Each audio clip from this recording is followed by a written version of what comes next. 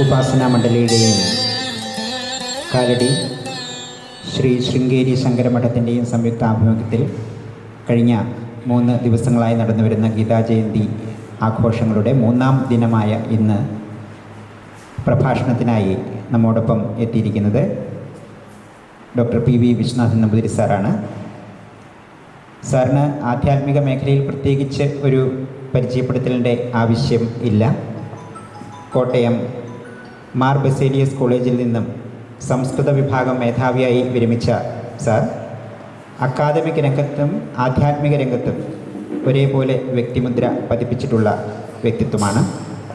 സംസ്കൃത വ്യാകരണ ശാസ്ത്രത്തിലും മലയാള സാഹിത്യത്തിലും ബിരുദാനന്തര ബിരുദവും, സംസ്കൃതത്തിൽ കേരള സർവകലാശാലയിൽ നിന്ന് ഡോക്ടറേറ്റും നേടി.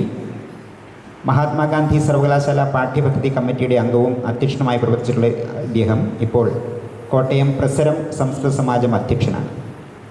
2018 ഗോവിന്ദകീർത്തി, 2019 ധർമ്മകീർത്തി പുരസ്കാരങ്ങൾ നേടിയിട്ടുണ്ട്. കാലടി ശ്രീരാമകൃഷ്ണ ആശ്രമത്തിൽ വച്ച് ബഹുമാനപ്പെട്ട കേരള ഗവർണറിൽ നിന്നും ശ്രീമദ് ആഗമാനന്ദ സ്വാമികളുടെ പേരിലുള്ള ആഗമാനന്ദ പുരസ്കാരത്താലും അദ്ദേഹം ആദരിക്കപ്പെടുകയുണ്ടായി. സംസ്കൃത ഭാഷാ പ്രചരണ രംഗത്ത് അദ്ദേഹം നൽകിയ സംഭാവനകളെ മാനിച്ചായിരുന്നു ഈ പുരസ്കാരം. 25-ലധികം വർഷങ്ങളായി ഭാഗവത സത്രവേദികളിലെ സാന്നിധ്യമായ ഇദ്ദേഹം പ്രസരം എന്ന കൂട്ടായ്മയിലൂടെ കോട്ടയം തിരുനക്കര തൃക്കൈക്കാട്ട് സ്വാമിയാർ മഠം കേന്ദ്രീകരിച്ച് വിവിധ പഠന പരിപാടികൾക്കും ആധ്യാത്മിക കൂട്ടായ്മകൾക്കും നേതൃത്വം നൽകുന്നുണ്ട്. സംസ്കൃത ഭാഷയുടെയും ഇതിഹാസ പുരാണങ്ങളുടെയും അവഗാഹം, വൈദിക വിജ്ഞാനം എന്നിവ ഒരുമിക്കുന്നതാണ് അദ്ദേഹത്തിൻ്റെ സവിശേഷ വ്യക്തിത്വം. അനേകം ആധ്യാത്മിക ഗ്രന്ഥങ്ങളുടെ കർത്താവും ഗവേഷണ മാർഗദർശിയും പ്രഭാഷകനും കൂടിയായ doctor PV Viswanathan Namboothiri sir Amrita TVയിലെ ശ്രേഷ്ഠ ഭാരതം പരിപാടിയിലൂടെയും എല്ലാവർക്കും സുപരിചിതനാണ്. അദ്ദേഹത്തിൻ്റെ സനാതനധർമ്മ പരിചയം ക്ലാസുകളുടെ സമാഹാരമായ സനാതന സുധ എന്ന ഗ്രന്ഥമാണ് ഏറ്റവും പുതിയതായി പ്രസിദ്ധീകരിച്ചത്. മലയാളത്തിലും ഇംഗ്ലീഷിലും പ്രസിദ്ധീകരിച്ച ഈ ഗ്രന്ഥം ബഹുമാനപ്പെട്ട കേരള ഗവർണർ ഉൾപ്പെടെയുള്ളവരുടെ പ്രശംസയ്ക്ക് പാത്രമായിട്ടുണ്ട്. നമുക്ക് ഇന്ന് ഡോക്ടർ PV വിശ്വനാഥൻ നമ്പൂതിരി സാറിൽ നിന്നും നമുക്ക് ശ്രവിക്കാം. ഇന്ന് അദ്ദേഹം അവതരിപ്പിക്കുന്ന വിഷയം സാഖ്യയോഗം ഭഗവത്ഗീതാ ദൃഷ്ടിയിൽ എന്നതാണ്. സാറിനെ സ്നേഹാദരപൂർവ്വം സ്വാഗതം ചെയ്യുന്നു. ഇവിടെ എത്തിച്ചേർന്ന എല്ലാവരെയും സ്വാഗതം ചെയ്യുന്നു. നമസ്കാരം.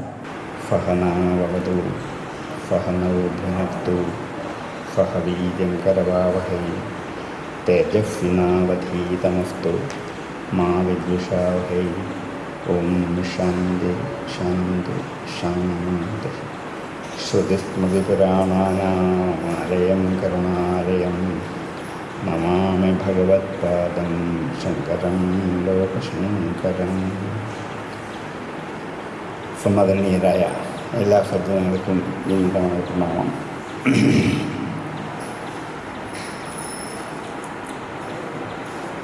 സാക്ഷാൽ മഹാദേവൻ്റെ പാദപങ്കജം പതിച്ച കാലടിയിൽ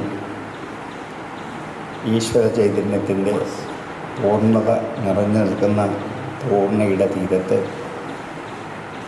ഈ സന്ധ്യാവേളയിൽ ഭാരതീയ സംസ്കാരത്തിൻ്റെ അമൃതായ ഭഗവത്ഗീതയെക്കുറിച്ചൊരു വിചിന്തനം നടത്താൻ പറ്റുക എന്നുള്ളത് ജന്മാന്തര സാഫല്യമാണ്. ഇങ്ങനെയുള്ള സത്സംഗത്തിൽ പങ്കെടുക്കാനുള്ള യോഗ്യത എന്താണെന്ന് ചോദിച്ചാൽ ഈ ജന്മത്തിലോ ജന്മാന്തരത്തിലോ സമ്പാദിച്ചു വെച്ച സ്വല്പ പുണ്യം കയ്യിലുള്ളത് കൊണ്ടാണ്. അതില്ലാത്തവർക്ക് വരാൻ പറ്റില്ല. അവർക്ക് അതുവഴി പോകാനേ പറ്റുള്ളൂ. ഇതിനകത്ത് കയറിയിരുന്ന് ഇത് കേൾക്കണമെന്ന് ഒരാഗ്രഹം ഉള്ളിലുണ്ടെങ്കിൽ അതൊന്നിൽ ഈ ജന്മത്തിൽ ചെയ്ത ഏതോ പുണ്യകർമ്മം, അല്ലെങ്കിൽ ജന്മാന്തരങ്ങൾ സമ്പാദിച്ച പുണ്യം. ആചാര്യസ്വാമികൾ തന്നെ ചോദിക്കും, കഥം അകൃത പുണ്യ പ്രഭവതി. പുണ്യമില്ലാത്ത ഒരാൾക്ക് ഇത് എങ്ങനെ പറ്റുന്നു? അതുകൊണ്ട് ഇതൊക്കെ കേൾക്കാൻ പറ്റുന്നത് ഭാഗ്യം കൊണ്ടല്ല, പുണ്യം കൊണ്ടാണ്. അപ്പം ഈ നാട്ടിൽ ഇത്രയും പുണ്യാത്മാക്കളുണ്ട് എന്ന് പറയുന്നത് നമുക്കൊരു അഭിമാനമാണ്. എണ്ണത്തിലല്ല, ആ വന്നിരിക്കുന്ന ആൾക്കാരുടെ ഈടുറ്റ പുണ്യമാണ് നമ്മുടെ വിഷയം. അതുകൊണ്ടാണ് ഇത്രയും പുണ്യാത്മാക്കൾ ഈ നാട്ടിലുണ്ട് എന്നുള്ളത് ഈ നാടിൻ്റെ ഏറ്റവും വലിയ അഭിമാനമാണ്, ഐശ്വര്യമാണ്. എന്തായാലും ഇങ്ങനെയുള്ളൊരു സത്സംഗത്തിൽ പങ്കെടുക്കാൻ എനിക്ക് കഴിഞ്ഞതും എൻ്റെ ജന്മാന്തര പുണ്യം കൊണ്ട് മാത്രം ആണ് എന്നെ പറയാൻ പറ്റുള്ളൂ. ഇന്ന് എനിക്ക് ഗീതയിൽ വിചാരം ചെയ്യാൻ തന്നിരിക്കുന്ന അധ്യായം സാഖ്യയോഗം എന്ന 2ാമത്തെ അധ്യായമാണ്. പക്ഷേ ഗീതയെക്കുറിച്ച് നന്നായി അറിവുള്ളവരായിരിക്കും നിങ്ങളൊക്കെയും പല പ്രാവശ്യവും വായിച്ചും കേട്ടും അറിഞ്ഞു. പക്ഷെ അതൊക്കെ വീണ്ടും വീണ്ടും ചിന്തിക്കലാണ് നമുക്ക് ചെയ്യേണ്ടത്. അറിയാവുന്ന കാര്യങ്ങളാണ്. ഭാരതീയ ഇതിഹാസ പുരാണമൊക്കെ അങ്ങനെയാണ്. രാമായണമൊക്കെ എത്ര പ്രാവശ്യം വായിച്ചിട്ടുണ്ട്? ആരെങ്കിലും മടുക്കാറുണ്ടോ? ഇല്ല. കാരണം എന്താണ്? അത് ഓരോ പ്രാവശ്യം വായിക്കുമ്പോഴും അതിൽ നിന്ന് കിട്ടുന്ന ഒരു ഊർജ്ജമുണ്ട്. അതുകൊണ്ട് കഴിഞ്ഞ വർഷം രാമായണം വായിച്ചു, കഥയൊക്കെ അറിയാം. ഈ പ്രാവശ്യം വായിക്കേണ്ടെന്ന് ആരംഭിക്കാറില്ല. ഈ പ്രാവശ്യം കർക്കടമാസംബന്ധിയും രാമായണം വായിക്കും, ഭക്തിയാദപൂർവ്വം വായിക്കും. കാരണം ഇതിഹാസ ഗ്രന്ഥങ്ങളൊക്കെ എത്ര പാരായണം ചെയ്താലും അധികമാവില്ല. കാരണം അതിൽ നിന്ന് പിന്നെയും പിന്നെയും കിട്ടിക്കൊണ്ട് ഭാഗവതം പറയും, പിബത ഭാഗവതം രസം ആലയം. ഭാഗവതം ലയം ഉണ്ടാകുന്നത് വരെ കുടിക്കാനാണ്. രാവിലെ ദാഹിച്ചു, വെള്ളം കുടിച്ചു, ഇന്നിനി വെള്ളം കുടിക്കില്ല എന്നാരും വിചാരിക്കാറില്ലല്ലോ. 2 മണിക്കൂർ എന്ത് ചെയ്യും? ദാഹിക്കും. രാവിലെ കുടിച്ച് അതേ വെള്ളം തന്നെ എന്ത് കേൾക്കും? പിന്നെ എടുത്ത് കുടിക്കും, ദാഹം തീരും. 2 മണിക്കൂർ പിന്നെയും വെള്ളം കുടിക്കും. ഇതുപോലാണ് ഇതിഹാസ പുരാണങ്ങളൊക്കെ. അത് ദാഹിക്കുമ്പോഴൊക്കെ എന്ത് ചെയ്യണം? പാനം ചെയ്യണം. അത് പാനം ചെയ്തെങ്കിലേ നമ്മുടെ ഉള്ളിലുള്ള ആത്മദാഹത്തെ അടക്കാൻ പറ്റുള്ളൂ. അതുകൊണ്ട് ഗീത എത്ര പ്രാവശ്യം വായിച്ചാൽ എല്ലാ ശ്ലോകവും കാണാതറിയാമെങ്കിലും വീണ്ടും വീണ്ടും അത് പാരായണം ചെയ്യുമ്പോൾ ആത്മദാഹത്തെ അടക്കി നിർത്തിക്കൊണ്ട് ലക്ഷ്യത്തിലേക്ക് പോകാൻ സഹായിക്കും എന്നുള്ളത് കൊണ്ട് അറിയാവുന്ന കാര്യങ്ങൾ വീണ്ടും പറയുന്നത് ഒരു അപകടമല്ല എന്ന് വിചാരിച്ച് തന്നെയാണ് ഞാൻ പുറപ്പെടുന്നത്. ഭഗവത്ഗീത വേദങ്ങളുടെയും ഉപനിഷത്തിൻ്റെയും സാരാംശമാണ്. വേദങ്ങളുടെ സാരമാണ് ഉപനിഷത്ത്, ഉപനിഷത്തിൻ്റെ സാരമാണ് ഗീത എന്ന് ഗീത തന്നെ ആദ്യം പറയും. സർവ ഉപനിഷദോ ഗാവോ ദോഗ്ധ ഗോപാലനന്ദന. എല്ലാ ഉപനിഷത്തുകളും ഒരു പശുവാണെന്ന് സങ്കല്പിക്കാം. ഉപനിഷത്തുകളെല്ലാം ചേർത്ത് ഒരു പശുവിൻ്റെ ഭാവനയിൽ ആ പശുവിൽ നിന്ന് കിട്ടുന്ന പാല് ആ പശുവിൻ്റെ സമസ്ത അംഗത്തിൽ നിന്ന് കിട്ടുന്ന ഏറ്റവും വലിയ അമൃതമാണ്, ഏറ്റവും വലിയ വൈറ്റമിനാണ് പശുവിൽ നിന്ന് കിട്ടുന്ന പാല്. അത് ഈ പശുവിൻ്റെ എല്ലാ അംഗങ്ങളിൽ നിന്നും ഊർന്നു വരുന്നതാണ്. അങ്ങനെ സർവ ഉപനിഷദോ ഗാവോ, അങ്ങനെ ഗോക്കളാണെങ്കിൽ ദോഗ്ധ, ഈ പാൽ അകട്ടിൽ നിറഞ്ഞു നിന്നൊരു കാര്യമില്ലല്ലോ. എന്ത് ചെയ്യണം? കറന്നു കിട്ടണ്ടേ? അങ്ങനെ ഒരു കറവക്കാരനാണ് ആര്? ശ്രീകൃഷ്ണ ഭഗവാൻ. ദോഗ്ധ ഗോപാലനന്ദന. പക്ഷേ പശുവുണ്ട്, അകട്ടിൽ പാലുമുണ്ട്, കറക്കാൻ ആളുമുണ്ട്, പക്ഷെ പാല് കിട്ടണമെന്നില്ല. എന്ത് വേണം? ഒരു കുട്ടി ഇടയ്ക്കിടയ്ക്ക് ചെന്ന് മുട്ടി കുടിച്ച് ചുരത്തണം, എങ്കിലേ പാല് കിട്ടുള്ളൂ. ചുരത്തിയില്ലെങ്കിൽ പാല് കിട്ടില്ല, അവിടെ നിൽക്കുകയുള്ളൂ. ഇപ്പോൾ ഇവിടെ വത്സൻ ആരാണ്? അർജുനാണ്. ദോഗ്ധ ഗോപാലനന്ദന പാർത്ഥോ വത്സ. ഇടയ്ക്കിടയ്ക്ക് അർജുനൻ നിന്ന് ഈ പശുക്കുട്ടി അകട്ടിൽ ചെന്ന് മുട്ടി ഒരു ചോദ്യം ചോദിക്കും. അപ്പോൾ ഭഗവാൻ എന്ത് ചെയ്യും? ഒരു പാലിങ്ങോട്ട് കറന്നു കൊടുക്കും. അത് ഉപയോഗിച്ച് കഴിയുമ്പോൾ വീണ്ടും ചോദിക്കും. ഇങ്ങനെ ഇടയ്ക്കിടയ്ക്ക് ചോദ്യങ്ങളിലൂടെ ഈ പശുക്കുട്ടി അകട്ടിൽ മുട്ടി മുട്ടി അതിൽ നിൽക്കുന്ന പാല് ഊർന്നെടുത്തു. ദുഗ്ധം ഗീതാമൃതം മഹത്. ഇങ്ങനെ നമുക്ക് കിട്ടിയതാണ് എന്ത്? ഭഗവത്ഗീത. അപ്പം തന്നെ അതിൻ്റെ മഹത്വം നമുക്ക് പ്രശ്നമാണ്. അതുകൊണ്ടാണ് ഉപനിഷത്തുകളിലെയും വേദങ്ങളിലെയൊക്കെ സാരാംശം കറന്നെടുത്ത ഒരു അമൃതമാണ് ഭഗവത്ഗീത എന്ന് പറയാൻ കാരണം അതാണ്. ഇനി ഇത് വാസ്തവത്തിൽ ഭഗവാൻ നേരിട്ട ഉപദേശങ്ങളിലൊന്നാണ്. ഉദ്ധവർക്കും അർജുനനുമാണ് നേരിട്ട് ഉപദേശിച്ചത്. ബാക്കിയെല്ലാം മറ്റൊരിടത്തെ കൊണ്ടൊക്കെ ഉപദേശിപ്പിക്കലാണ്. അപ്പോൾ നേരിട്ട് കിട്ടിയ ഉപദേശങ്ങളിൽ ഏറ്റവും ആദ്യത്തെ പ്രധാനപ്പെട്ട ഉപദേശമാണ് ഗീതോപദേശം. അതിൻ്റെ ഒരു മഹാത്മ്യം അതിന് ഉണ്ട്. ഈ ഗീതോപദേശത്തിൽ കൂടി ഒരു മനുഷ്യ ജീവിതത്തെ എങ്ങനെ സമ്പുഷ്ടമാക്കി ലക്ഷ്യത്തിലേക്ക് എത്തിക്കാം എന്ന് കാണിച്ചിരുന്ന മാർഗദർശിനികളാണ്. കുട്ടികൾ മുതൽ വൃദ്ധന്മാർ വരെ എല്ലാവർക്കും ഉപയോഗിച്ച് ഗീതയിലെ ഓരോ അധ്യായവും ഓരോ വരിയും ഉപയോഗിച്ച് എങ്ങനെയൊക്കെ ജീവിച്ചാൽ ജീവിതം സാർത്ഥകമായ ലക്ഷ്യത്തിലേക്ക് എത്തിച്ചേരാൻ പറ്റും. ധർമ്മം, അർത്ഥം, കാമം, മോക്ഷം എന്നുള്ള ചതുരുപായങ്ങളിൽ കൂടി മോക്ഷം എന്ന ലക്ഷ്യത്തിലേക്ക് ജീവിത നൗകയെ, വള്ളത്തെ കൊണ്ടെത്തിക്കാൻ സഹായിക്കുന്നതാണ് വാസ്തവത്തിൽ ഗീതയുടെ ലക്ഷ്യം. അതുകൊണ്ട് ഗീത ഒരു ജീവിതശാസ്ത്രമാണ്. ഒരു സന്യാസി മറ്റൊരു സന്യാസിക്ക് ഉപദേശിച്ചതല്ല, ഒരു ഗൃഹസ്ഥൻ മറ്റൊരു ഗൃഹസ്ഥൻ ഉപദേശിച്ചാണ്. ശ്രീകൃഷ്ണ ഭഗവാനെ പോലെ ഗൃഹസ്ഥൻ, അർജുനനെ പോലെ ഗൃഹസ്ഥൻ ഉപദേശമാണ്. അതുകൊണ്ടാണ് ഗാർഹസ്ഥ്യ ജീവിതത്തിലുള്ളവർക്ക് കൊടുക്കുന്ന ഉപദേശമാണ് ഗീത. ഒരു സന്യാസി മറ്റൊരു സന്യാസിക്ക് ഉപദേശിക്കുകയാണെങ്കിൽ അത് വെറും ആധ്യാത്മികതയോ വേദാന്തമോ മാത്രമാകും. പക്ഷേ ഗീത അങ്ങനെയല്ല. അത് ഗീതയുടെ ഏറ്റവും വലിയ മാഹാത്മ്യമാണ്. ഒരു നല്ല ഗൃഹസ്ഥനാണ് ഭഗവാൻ. എത്ര പത്നിമാർ, എത്ര പുത്രന്മാർ, എത്ര കുടുംബങ്ങളെ പരിപാലിച്ച് നടക്കുന്ന കൃഷ്ണൻ. അർജുനനും അതുപോലെ ഗൃഹസ്ഥനാണ്.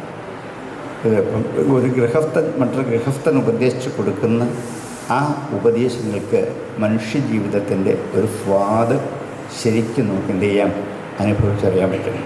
ഓരോ അധ്യായത്തിൽ കൂടി ആ ഒരു വലിയ കണക്ഷൻ ഗീതയ്ക്ക് അങ്ങ് വരെയുണ്ട് എന്ന് നമുക്ക് മനസ്സിലാക്കാൻ പറ്റും. ഗീത ഉപദേശം ആരംഭിക്കുന്നത് അർജുന വിഷാദ യോഗത്തിലാണ്. വിഷാദം ഒരു യോഗമാണ്. ആർക്കും തോന്നാറുണ്ടോ?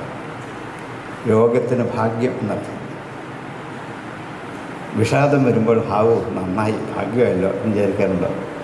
വിചാരിക്കേണ്ട, ഇത് വരും. മനുഷ്യജീവിതത്തിൻ്റെ അടിസ്ഥാനപരമായ സ്ഥായിയായ ഭാവം വിഷാദമാണ്.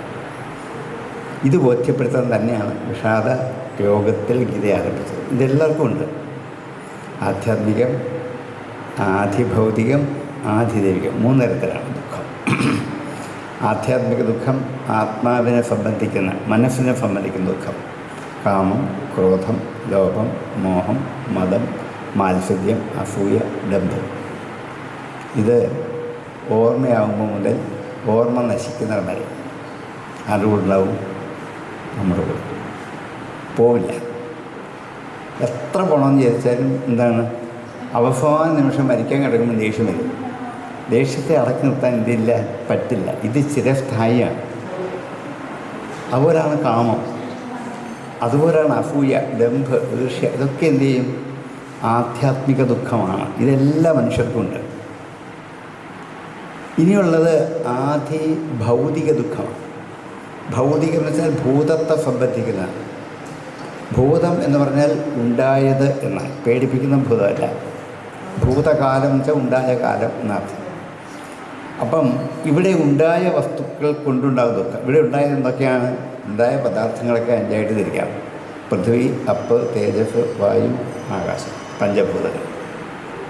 ഈ പഞ്ചഭൂതങ്ങളിൽ നേരിടുന്ന ദുഃഖമുണ്ട്. വെള്ളം കൊണ്ട്, അഗ്നി കൊണ്ട്, വായു കൊണ്ട്, ആകാശം കൊണ്ട്, പൃഥ്വി കൊണ്ട്. ഇവയെ ഉപജീവിച്ച് കഴിയുന്ന കുറേ ജീവജാലങ്ങൾ, ഉറുമ്പ് മുതൽ ആന വരെ. എന്ത് ദുഃഖം ഉണ്ടാക്കും? ഓരോ ജീവജാലങ്ങളും നമ്മളെ എന്ത് ചെയ്യാണ്? എന്നും വീട്ടിൽ ദുഃഖിപ്പിച്ചുകൊണ്ടിരിക്കുകയാണ്. ഇവരിൽ നിന്ന് രക്ഷ നേടാൻ വേണ്ടി നമ്മൾ ഒത്തിരി മരുന്നുകളൊക്കെ പ്രയോഗിച്ച് നോക്കും. ഒരാഴ്ച ഇവരൊക്കെ എന്ത് ചെയ്യും? വീണ്ടും തിരിച്ചു വരും. ഇല്ലാതാക്കാൻ പറ്റില്ല. കാരണം അത് നമ്മൾ ഉപജീവിച്ച കഴിയുള്ളൂ നമ്മുടെ വീട്ടിലൊക്കെ. ഇങ്ങനെ ഇവരിൽ നിന്ന് വരുന്ന ദുഃഖം. ഇതുകൂടാതെ പ്രകൃതിയിൽ നിന്ന് നേരിട്ട് അനുഭവിക്കുന്ന കുറേ അപകടങ്ങൾ, ദുരന്തങ്ങൾ, രോഗങ്ങൾ, ഇതെല്ലാം ഭൗതിക ദുഃഖം. ഇതില്ലാത്തവരാരാളുള്ളത്? ഒന്ന് കഴിഞ്ഞാൽ മറ്റൊന്ന്, ഒന്ന് കഴിഞ്ഞാൽ മറ്റൊന്ന്, ഒന്ന് കഴിഞ്ഞാൽ മറ്റൊന്ന് വന്നുകൊണ്ടേയിരിക്കും. അപ്പോൾ ഇത് രണ്ടും നിത്യ ദുഃഖം. മാറ്റാൻ പറ്റില്ലല്ലോ. മാറുമെന്ന് വിചാരിച്ചു, ഹാവോ രക്ഷപ്പെട്ടു, പെട്ടെന്ന് പിന്നെ ഒന്ന് വരും. ഇനിയുള്ളത് ദൈവികമാണ്. ദൈവികം എന്ന് വെച്ചാൽ വിധി കൊണ്ടുണ്ടാകുന്ന, ദൈവം എന്ന വാക്കിനർത്ഥം വിധി എന്നാണ്. വിധി കൊണ്ടുണ്ടാകുന്ന കുറേ ദുഃഖങ്ങളുണ്ട്. അത് വല്ലപ്പോഴും ഒരിക്കലേ വരും. 12 വർഷത്തിലൊരിക്കലേ അതിന് വരാൻ പാടുള്ളൂ എന്നൊക്കെയായിരുന്നു വ്യവസ്ഥ. അതിവൃഷ്ടി, അനാവൃഷ്ടി, ഈതിബാധ, ഇതാണ്. അതിവൃഷ്ടി എന്ന് വെച്ചാൽ വേണ്ടാത്തപ്പോൾ മഴ പെയ്യുക എന്നേ ഉള്ളൂ. മഴ ആവശ്യമില്ലാത്തപ്പോൾ എന്ത് ചെയ്യാണ്? മഴ പെയ്യുക. അനാവൃഷ്ടി വേണ്ടപ്പോൾ പെയ്യാതിരിക്കുക. ഇത് രണ്ടും ദുഃഖമാണ്. അത് നമ്മളിപ്പോൾ കുറേശ്ശെ അനുഭവിച്ചുകൊണ്ടിരിക്കുന്നവരാണ്.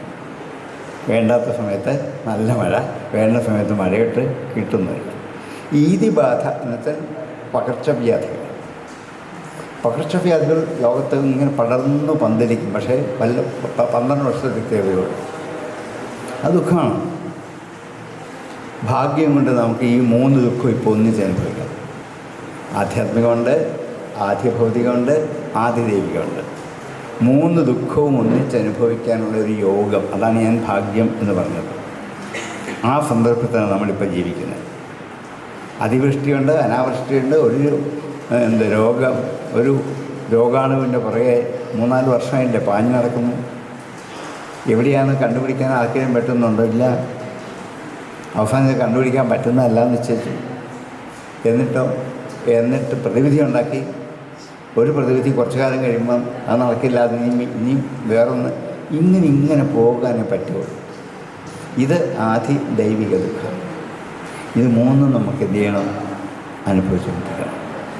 അപ്പം പിന്നെ എന്താ ചെയ്യേണ്ടത്? ഇത് വേണം നോക്കാൻ പറ്റുമോ? ഇല്ല. അപ്പം എന്താണ്? ഇതിനെ നേരിടാനുള്ള കരുത്തുണ്ടാക്കണം. 3 തരം ദുഃഖവും ജീവിതത്തിൽ നിത്യേന ഉള്ളതാണെങ്കിൽ അതിനെ നേരിടാനുള്ള ഒരു കരുത്ത്, ഒരു ശക്തി ഉണ്ടാക്കണം. അതാണ് ഗീത നൽകുന്ന ഏറ്റവും വലിയ ബലം. ദുഃഖം ഇല്ലാതാക്കാനല്ല, അത് വരട്ടെ. കുന്തിദേവി പോലും എന്താണ് ദുഃഖം വരമായി ചോദിച്ചല്ലേ.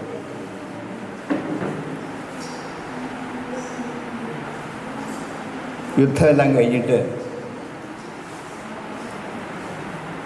ദ്വാരകയിലോട്ട് പോകാൻ നേരം കുന്തി ചെന്ന് ചോദിക്കണം, നിൽക്കൂ ഭഗവാനോട് വരുന്നുണ്ടോ? കൊണ്ടുപോകും. ശരിയായിക്കോട്ടെ, ചോദിച്ചോളൂ, എന്താ വേണ്ടേ? അപ്പോൾ അമ്മ ചോദിച്ച വരമുണ്ട്. വിപദ സന്തു നശ്വൽ തത്ത ജഗദ്ഗുരു. ഹേ ജഗദ്ഗുരു, തത്ര വിപദ സന്തു. ഈശ്വര, പോകുന്നതിന് മുമ്പ് ഇടയ്ക്കിടയ്ക്ക് കുറച്ച് ആപത്ത് വരമായി തന്നിട്ട് പോകുള്ളൂ. ആരും ചോദിക്കാറില്ല. ആപത്ത് വരമായി ചോദിക്കുമോ? ഒന്ന് ചോദിച്ച ആപത്താണ്. കാരണം ഇപ്പം എനിക്ക് സുഖമാണ്. കാരണം എന്താണ്? ശത്രുരഹിതമായ രാജ്യം, വീരന്മാരായ 5 പുത്രന്മാർ പരിക്കില്ലാതെ കൂടെയുണ്ട്, ഹാവു സുഖമായി. പക്ഷേ ഇതല്ല, എന്ത് ചെയ്യണം? ഇടയ്ക്ക് ദുഃഖം വരണം. ഒരു അമ്മമാരും ഇങ്ങനെ ചോദിക്കാറില്ലല്ലോ. സന്ധ്യയ്ക്ക് ദീപാരാധനയ്ക്ക് കൈകൂപ്പി നിന്നിട്ട് ഈശ്വര കുറച്ച് ആപത്ത് തരണേ, ആരും പ്രാർത്ഥിക്കാറില്ല. നീക്കി തരണമെന്ന് പറയും. കുന്തി ചോദിച്ചതല്ല, വിപദ സന്തു. അപ്പം ഭഗവാൻ ചോദിച്ചു, ശരി, അമ്മയ്ക്ക് ഇതാണ് ആഗ്രഹമെങ്കിൽ ഞാൻ തരാം. പക്ഷേ ഇതുകൊണ്ട് എന്താണ് അമ്മ ഉദ്ദേശിക്കുന്ന പ്രയോജനം? ഭവതോ ദർശനം യത് സ്യാത്. എന്നാൽ മാത്രമല്ല അങ്ങേ കാണാൻ പറ്റൂ. അതങ്ങനെ കാണാൻ പറ്റില്ല. ആപത്ത് വരുമ്പോൾ മാത്രമേ ആര് വേണ്ടൂ? ഈശ്വരൻ. ദുഃഖം വരുമ്പോൾ, ആപത്ത് വരുമ്പോൾ, വിഷമം വരുമ്പോൾ ആര് വേണം? ഈശ്വരൻ വേണം. അല്ലാത്തപ്പോൾ ഈശ്വരനെ നമുക്ക് വേണമെന്നില്ല. നമ്മളും അങ്ങനെ തന്നെ. നല്ല ഐശ്വര്യവും സുഖവും സമ്പത്തും ഒക്കെ ആണെങ്കിൽ ഹാവും ഇതൊക്കെ അനുഭവിച്ച് കഴിഞ്ഞാൽ അതിനൊരു വീഴ്ച വന്നാൽ അപ്പം എന്ത് ചെയ്യണം? ഈശ്വരനെ വേണം. ഇത് നമ്മുടെ സ്ഥായിയായ ചിന്തയാണ്. അതുകൊണ്ട് ഈ ദുഃഖങ്ങളെ മാറ്റാനല്ല നോക്കേണ്ടത്. പിന്നെന്താണ്? ദുഃഖങ്ങളെ അഭിമുഖീകരിക്കാനുള്ള കരുത്തുണ്ടാകും. ഇന്ന് കരുത്ത് നഷ്ടപ്പെട്ടവരാണ്. ഒന്നും താങ്ങാനാവില്ല. ചെറിയ വിഷമം പോലും താങ്ങാൻ പറ്റില്ല. അവിടെയാണ് ഗീതയുടെ പ്രസക്തി. ഗീത അവതരിക്കുന്നത് ഈ ബലം ഉണ്ടാക്കിയെടുക്കാനാണ്. ആത്മബലം ഉണ്ടാക്കിയെടുക്കാനാണ് ഗീതയുടെ ലക്ഷ്യം. എന്തു വരട്ടെ, എന്ത് ചെയ്യാൻ പറ്റും? ഞാൻ അനുഭവിച്ചോളാം എന്ന് പ്രഖ്യാപിക്കാനുള്ളൊരു കരുത്ത് ആർക്കുണ്ടാകണം? ഒരു ജീവന്, ഒരു മനുഷ്യന് ഉണ്ടാകണം. അതാണ്. അതുകൊണ്ടാണ് ഈ ഗീതയിലെ 1-ാം അധ്യായം ആരംഭിക്കുന്നത് അർജുന വിഷാദയോഗത്തിലാണ്. അർജുനുണ്ടായ വിഷാദം, ആ വിഷാദത്തിൻ്റെ കാരണം, അതിൻ്റെ പരിഹാരം. ഇങ്ങനെയാണ് ഗീത മുമ്പോട്ട് പോകുന്നത്. എന്താണ് അർജുനൻ്റെ വിഷാദത്തിൻ്റെ കാരണം? ഈ നിൽക്കുന്ന മഹാരഥന്മാരെയൊക്കെ എന്ത് ചെയ്യണം? കൊല്ലണം. ഞാൻ കൊല്ലണം. ഭീഷ്മരെ, ദ്രോണരെ, കൃപരെ, ശല്യരെ, ഇങ്ങനെ കുറേ പേര്. ഇത് ശരിയല്ലല്ലോ. ആയുധാഭ്യാസം പഠിപ്പിച്ച ഗുരുക്കന്മാരുണ്ട്. ഗുരുവിനഹത്വാഹി മഹാനുഭാവന്മാരായ ഗുരുക്കന്മാരെ കൊല്ലുന്നതിനേക്കാൾ ഭേദം ഭിക്ഷ എടുത്ത് ജീവിക്കുക എന്നൊക്കെ അദ്ദേഹം പറയാറുണ്ട്. അപ്പം അർജുനൻ്റെ ദുഃഖം ഒന്നല്ല, ദുഃഖ പരമ്പരയാണ്. കാരണം എന്താണ്? ഒന്ന് ഈ നിൽക്കുന്ന മഹാരഥന്മാരെ കൊല്ലണം, 2 ഗുരുക്കന്മാരെ കൊല്ലണം. അമ്പയക്കാൻ പഠിപ്പിച്ച ഗുരുവിൻ്റെ മേൽ എന്ത് ചെയ്യണം? ആയുധം പ്രയോഗിക്കണം. അതേറ്റവും വലിയ അല്ലേ.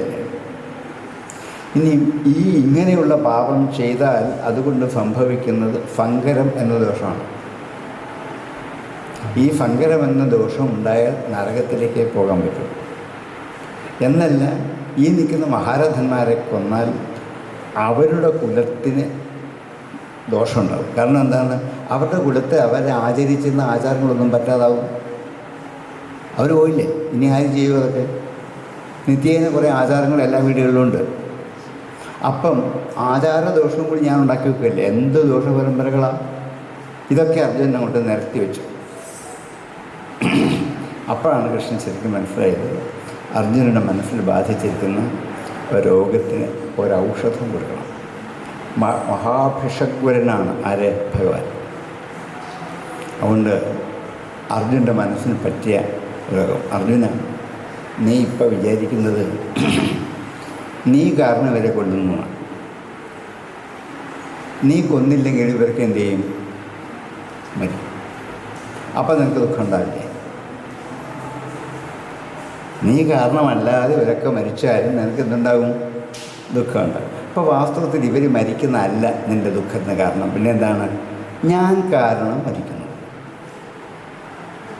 നമുക്കങ്ങനെ തന്നെയാണ്. നമ്മുടെ വീട്ടുകാരോടൊക്കെ നമ്മൾ പറയും, ഞാൻ കാരണം നിങ്ങളാരും വിഷമിക്കരുത്. ഞാൻ കാരണം അല്ലാതെ വിഷമിച്ചാലോ?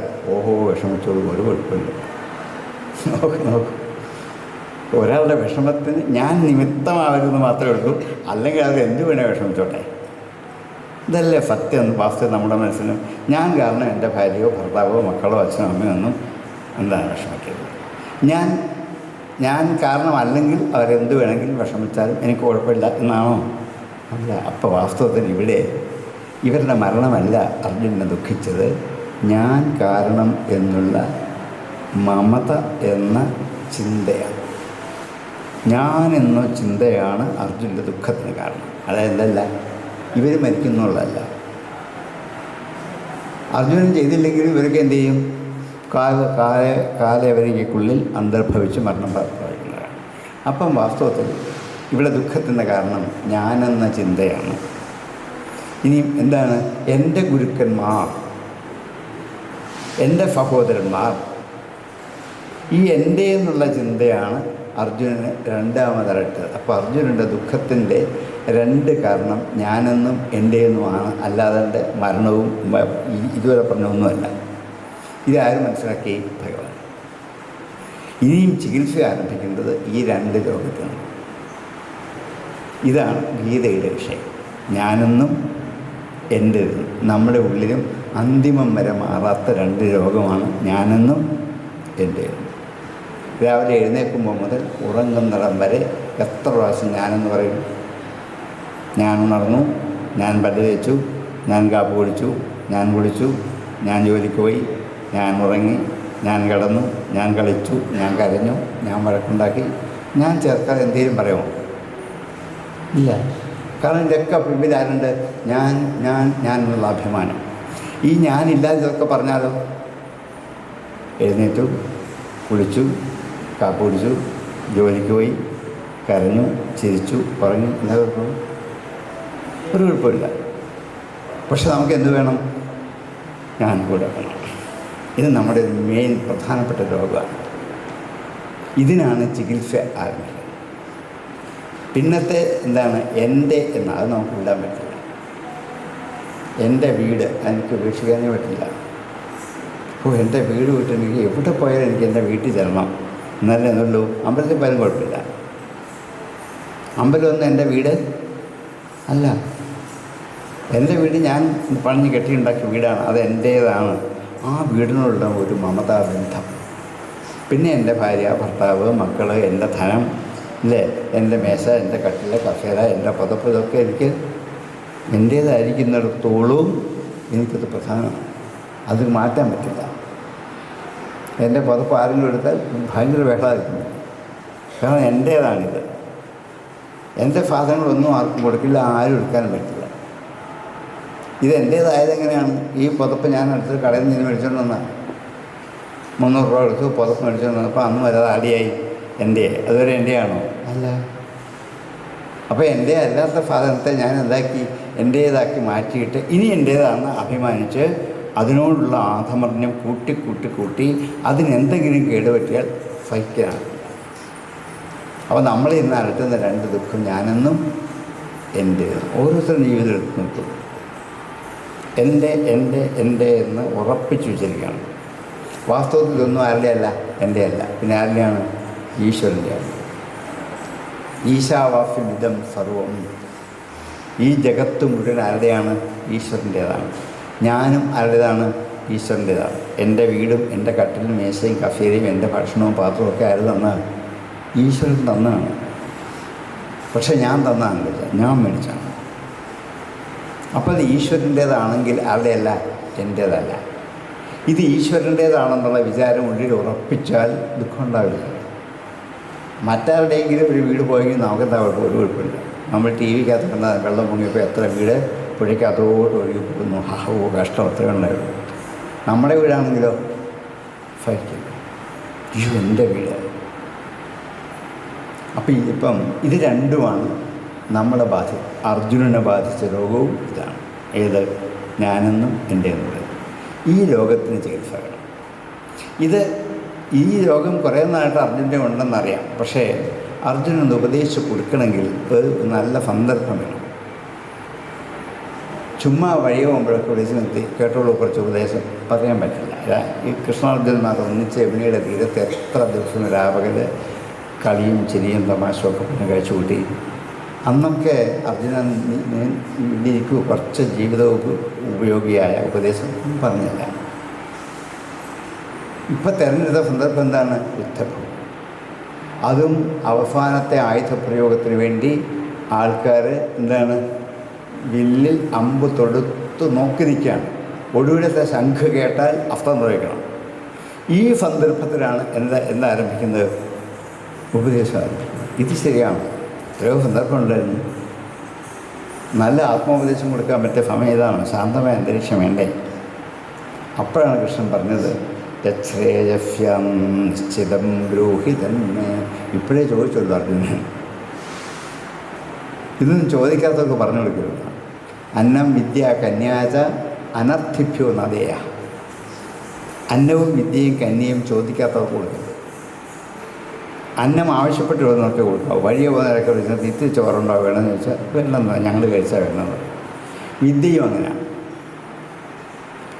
ഇവിടെ ട്രാൻസ്പോർട്ട് ബസ് സ്റ്റാൻഡ് നൽകുന്നതുകൊണ്ട് ഗീത അങ്ങോട്ട് പ്രഭാഷണം ചെയ്യുന്ന തുടങ്ങിയാലും ആർക്കും ആവശ്യമില്ല. അവർക്ക് ബസ് കയറിപ്പോയാലേ വെള്ളം വരുന്നത്.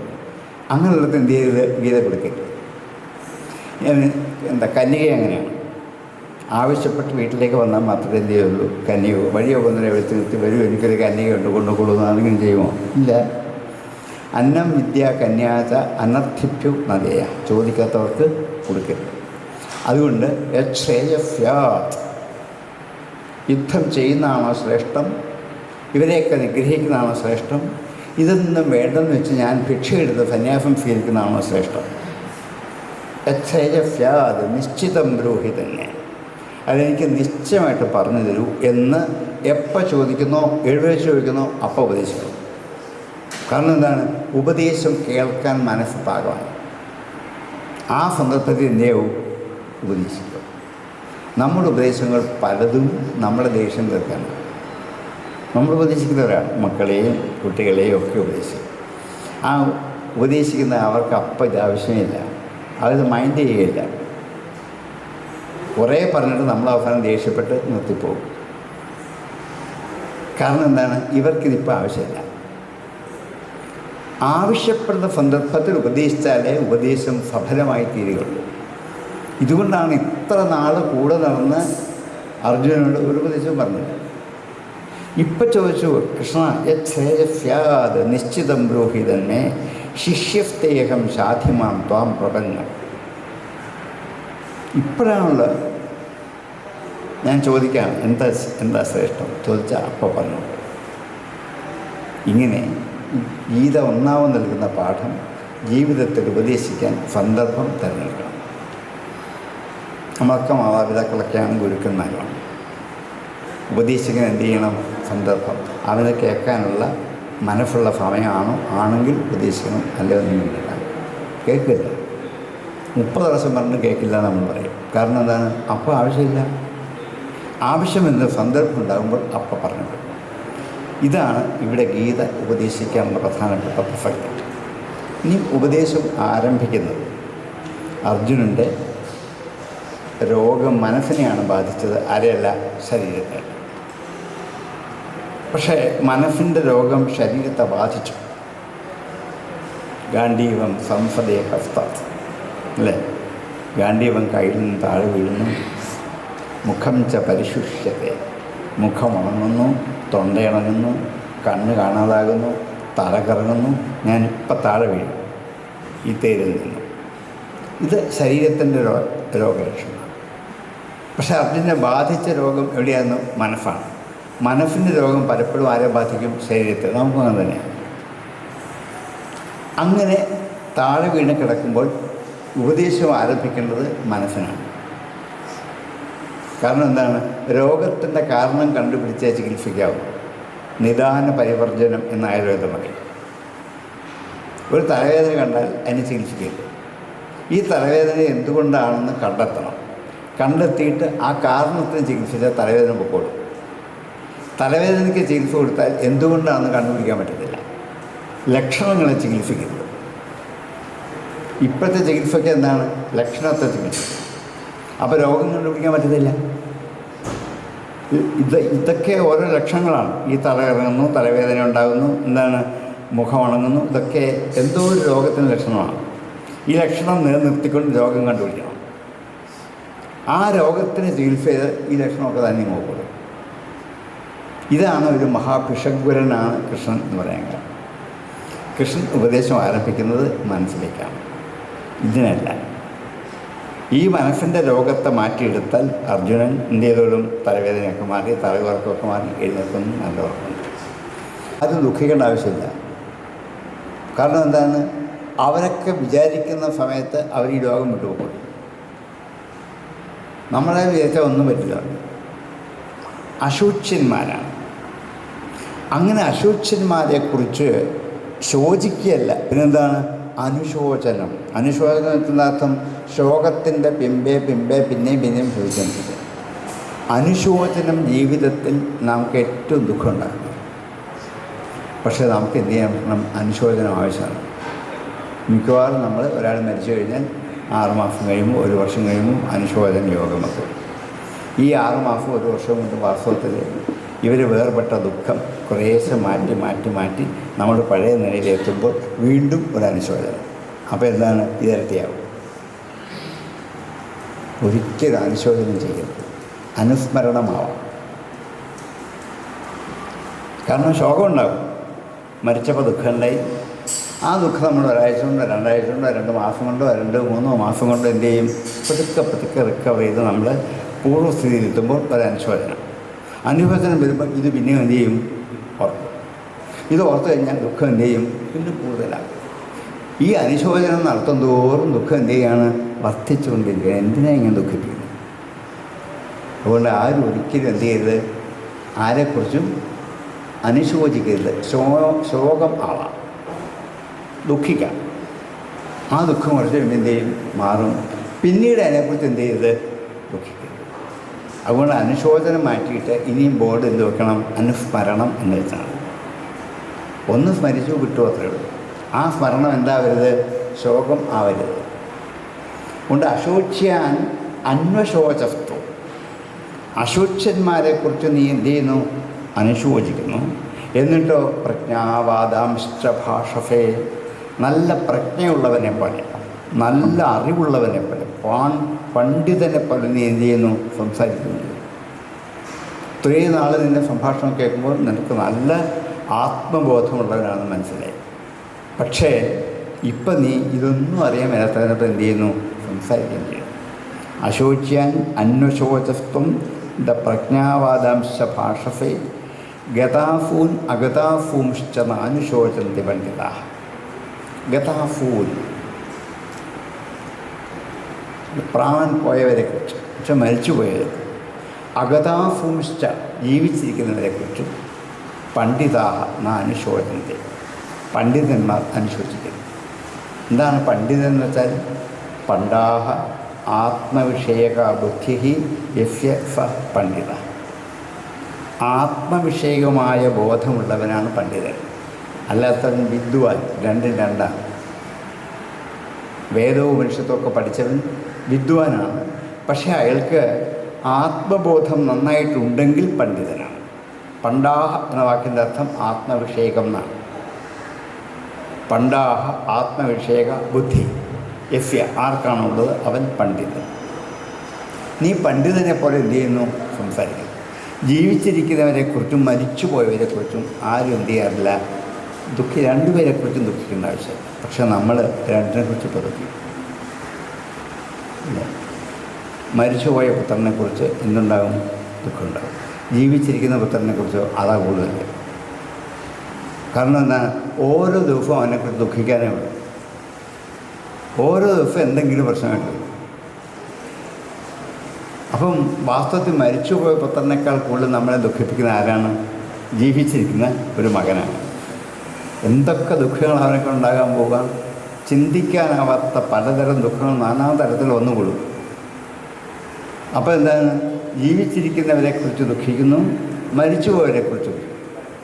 ഇതാണ് നമ്മളിപ്പോൾ ചെയ്തുകൊണ്ടിരിക്കുന്നത്. നമുക്ക് വിദ്വാനാണ്, അറിവുണ്ട്, പക്ഷേ എന്ത് ചെയ്യുന്നില്ല? പാണ്ഡിത്യമില്ല. അർജുന ജീവിച്ചിരിക്കുന്നവരെക്കുറിച്ചും മരിച്ചുപോയവരെക്കുറിച്ചും പണ്ഡിതന്മാർ എന്ത് ചെയ്യാറില്ല? ദുഃഖിക്കാറില്ല. നീ ഇപ്പോൾ എന്താണ്? ജീവിച്ചിരിക്കുന്നവരെക്കുറിച്ചാണ് ദുഃഖിക്കുന്നത്. ആരെക്കുറിച്ചല്ല? മരിച്ചു പോയിട്ടുള്ള ആരും ഇവിടെ വിറക്കെടുപ്പുണ്ട്.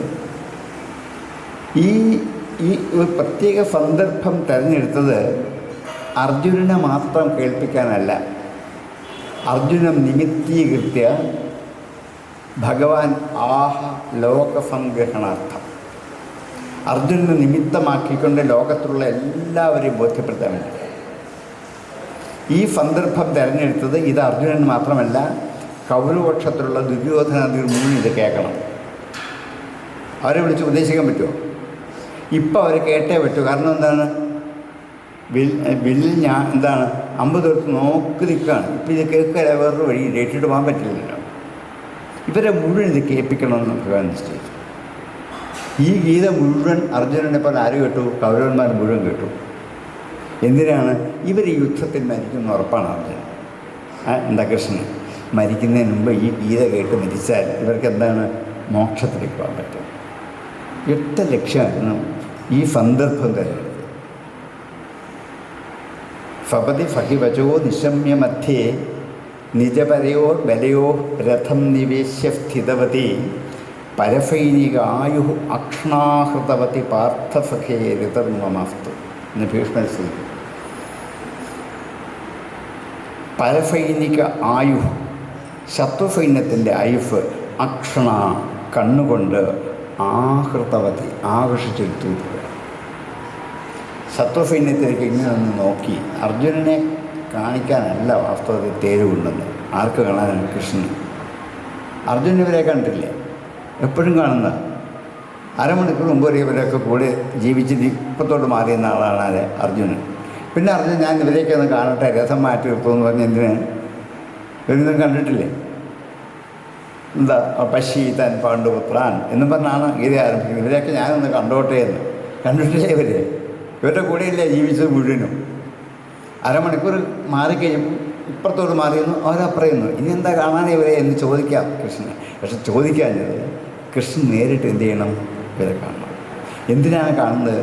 അവരുടെ ഈ യുദ്ധവീര്യത്തിൻ്റെ ശക്തി ആകർഷിച്ച് തന്നെ കണ്ണിലേക്ക് ഇടണം. എന്നാലേ അർജുനൻ ഇവരെ കൊല്ലാൻ പറ്റും. നിമിത്തമാത്രം ഭവ സവ്യസാരൻ. ഞാൻ ഇവരുടെ ഈ ശക്തിയെ ആകർഷിച്ച് എടുത്തു കഴിഞ്ഞു. അക്ഷ്ണാഹൃതവത്തെ, കണ്ണുകൊണ്ട് ഞാൻ ആകർഷിച്ചു. ഇനിയും അർജുന യുദ്ധം ചെയ്തോളൂ, നീ വിചാരിച്ച എവിടെയൊക്കെ വരാം. അത് പറ്റില്ല, ഉറപ്പാണ്. ഭീഷ്മരെ ദ്രോണരെയൊന്നും ഈ അർജുനൻ വിചാരിച്ചാൽ ഒന്നും ചെയ്യാൻ പറ്റില്ല. ഇത് മനസ്സിലാക്കിയിട്ട് ഇവരുടെ ആ പരസൈനിക ആയുസ്സിനെ ആകർഷിച്ചെടുക്കാൻ വേണ്ടിയാണ് ആ രഥം അവിടെ കൊണ്ട് നിർത്തിയതും ഇത് കൗരവന്മാരെ കേൾപ്പിക്കാൻ വേണ്ടി ഉറക്ക ഗംഭീരമായിട്ട് ഗീത മുഴുവൻ അവിടെ ചോദിച്ചു. ഹാവു ഇവരൊക്കെ മരിക്കുമ്പോൾ എന്നിങ്ങോട്ട് പോയിക്കൊള്ളൂ, സ്വർഗത്തിലേക്ക് തന്നെ ഉറപ്പാണ്. അങ്ങനെ പറ്റിയത് ഗീത കേട്ട് മരിക്കട്ടെ, എന്തൊരു ഭാഗ്യമാണ്. അതുകൊണ്ടാണ് ഇതിനു മുമ്പ് അർജുനനെ മാത്രം വിളിച്ചിട്ട് ഉപദേശിക്കുന്നതാണ്. ഇത് ആര് കേൾക്കണം? എല്ലാവരും. എന്ന് മാത്രമല്ല, അതിനുശേഷം ലോകത്തിലുണ്ടാകുന്ന എല്ലാ മനുഷ്യരും ഇത് കേൾക്കണം. നമ്മളിപ്പോഴും എന്ത് ചെയ്യാണ്? കേട്ടുകൊണ്ടിരിക്കണം. നമ്മളും ഇങ്ങനെ ജീവിത യുദ്ധഭൂമിയിൽ ഇങ്ങനെ അടരാടുകയാണ്. യുദ്ധം ആരോടാണ്? അച്ഛനോടും അമ്മയോടും ഭാര്യയോടും മക്കളോടും ഭർത്താവിനോടും ഒക്കെ ഗംഭീര യുദ്ധമല്ലേ എന്നും. ഈ യുദ്ധത്തിൽ നിൽക്കുമ്പോൾ നമ്മൾക്ക് കൊടുക്കാൻ പറ്റുന്ന ഏറ്റവും വലിയ ഉപദേശമാണ് ഗീത. അവിടെയാണ് ഈ ഗീതയുടെ ഉപദേശത്തിന് ആത്മാവ്. അതുകൊണ്ട് ഇനി ജീവിച്ചിരിക്കുന്നവരെക്കുറിച്ചും മരിച്ചു പോയവരെക്കുറിച്ചും എന്ത് ചെയ്യേണ്ട? അനുശോചിക്കല്ല, ശോചിക്കുക പോലും ചെയ്യേണ്ട ആവശ്യമില്ല. കാരണം ഇവരുടെ ഒന്നും ജീവനും ആയുസ്സും ആരുടേതല്ല, അർജുനൻ്റെതല്ല. ഞാൻ നീയും ഒക്കെ ഈ കാലയവനിക്കുള്ളിൽ ഒരു ദിവസം എന്ത് ചെയ്യും? അന്തർഭവിക്കുന്നവരാണ്. ഇത് നിത്യസത്യമാണ്. പിന്നെ അതിനെക്കുറിച്ച് ശ്രമിക്കുന്നു. അതുകൊണ്ട് അർജുനൻ ആദ്യം ഈ ആത്മബോധത്തെക്കുറിച്ച് ഉപദേശിച്ചു കൊടുത്തിട്ട് ആത്മവീര്യം ശക്തി വളർത്തിയെടുത്താൽ അർജുനൻ ഫട കുറഞ്ഞെഴുന്നേക്കും. അല്ലാതെ ഈ തറകിറക്കുന്ന ഗുളിക കൊടുത്തിട്ട് അതിനെ എണീപ്പിക്കാൻ പറ്റില്ല എന്നറിയാം. അതുകൊണ്ട് കാര്യമില്ല. കുറച്ച് കഴിയുമ്പോൾ പിന്നെയും തറകിറങ്ങി വീഴാം. ഇപ്പോൾ ഇവിടെ അതല്ല ലക്ഷ്യം. അതുകൊണ്ട് അത് ഒന്ന് ബോധ്യപ്പെടുത്താൻ വേണ്ടിയിട്ട് എന്താണ് ഈ ആത്മവിഷയകമായ ബുദ്ധി, അത് ഈ സുഖദുഃഖങ്ങൾ ശരീരത്തെ മാത്രമേ ബാധിക്കുള്ളൂ. ആരെ ബാധിക്കത്തില്ല? മനസ്സിനെയും ബാധിക്കത്തില്ല. ആത്മാവിനെ ബാധിക്കില്ല. ശരീരത്തെ മാത്രമേ ബാധിക്കത്തുള്ളൂ. ദേഹിനോസ്മിൻ യഥാ ദേഹേ കൗമാരം യൗവനം ജര തഥാ ദേഹാന്തരപ്രാപ്തി ധീരസ്തത്ര നമുഹ്യതി. അപ്പം ദേഹിക്ക് അസ്മിൻ ലോകെ അസ്മിൻ ദേഹെ, ഈ ദേഹത്തിൽ കൗമാരം വരുന്നു, യൗവനം വരുന്നു, വാർദ്ധക്യം വരുന്നു, ദേഹം നശിക്കുന്നു. ഇതിനാരെങ്കിലും ദുഃഖിക്കാറുണ്ടോ? എൻ്റെ കൗമാരമൊക്കെ പോയി ഞാൻ യുവാവായി, ആരെങ്കിലും വിഷമിക്കുമോ? വിഷമിച്ചിട്ട് കാര്യമില്ലല്ലോ. എന്തു ചെയ്യും? കൗമാരം നഷ്ടപ്പെടും. അയ്യോ എൻ്റെ കുട്ടികളെയൊക്കെ പോയി ഞാനിപ്പോൾ ഒരു യുവാവായി തീർന്നാൽ ആരും കരയാറില്ല. യൗവനം മാറി വാർദ്ധക്യം വരും, ഇപ്പം കരയും. പക്ഷേ കരഞ്ഞിട്ട് കാര്യമില്ല. എന്തു ചെയ്യും? വരും. അതിന് വേണമെങ്കിൽ കുറച്ച് നാൾ എന്തെങ്കിലുമൊക്കെ നല്ല ചികിത്സ ചെയ്ത് കുറച്ച് നാളുകളൊക്കെ നിലനിർത്താം. അത് കഴിയുമ്പം നേരത്തേക്കാൾ വികൃതമാകും. അപ്പം പിന്നെ എന്തു ചെയ്യും?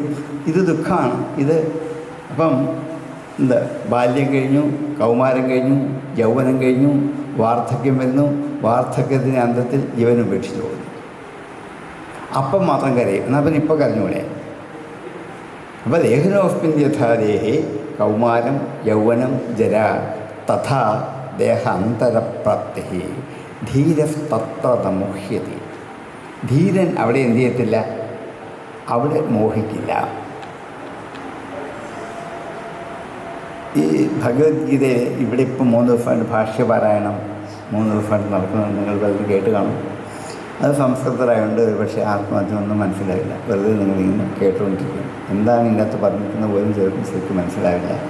ഇപ്പോൾ വാസ്തവ ഭാഷ്യത്തിൽ കൂടി ഒന്ന് സഞ്ചരിച്ച് പോകുമ്പോൾ നമുക്ക് രസകരമായ കുറേ അനുഭവ കഥകൾ ഭാഷ്യം നമുക്ക് തരുന്നുണ്ട്. ഗീതയിലെ ഭാഷ്യത്തിലെ ഒരംശം ഇവിടെ ആരംഭിക്കാം.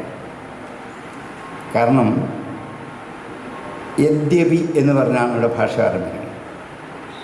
യദ്യപി സുഖവിയോഗോ ദേഹിനോ അസ്മിൻ യഥാ ദേഹേ. ഈ കൗമാരം എന്ത് ചെയ്യാണ്? അവിടെ അവിടെ നഷ്ടപ്പെട്ടു പോയി. അതെന്തായി? ദുഃഖമായി തീർന്നു. യൗവനം വന്നു, നഷ്ടപ്പെട്ടു പോയി, അത് ദുഃഖമായി തീർന്നു. ഇങ്ങനെ വരുന്ന ഈ ദുഃഖങ്ങൾ ആരാ അനുഭവിക്കുന്നത്?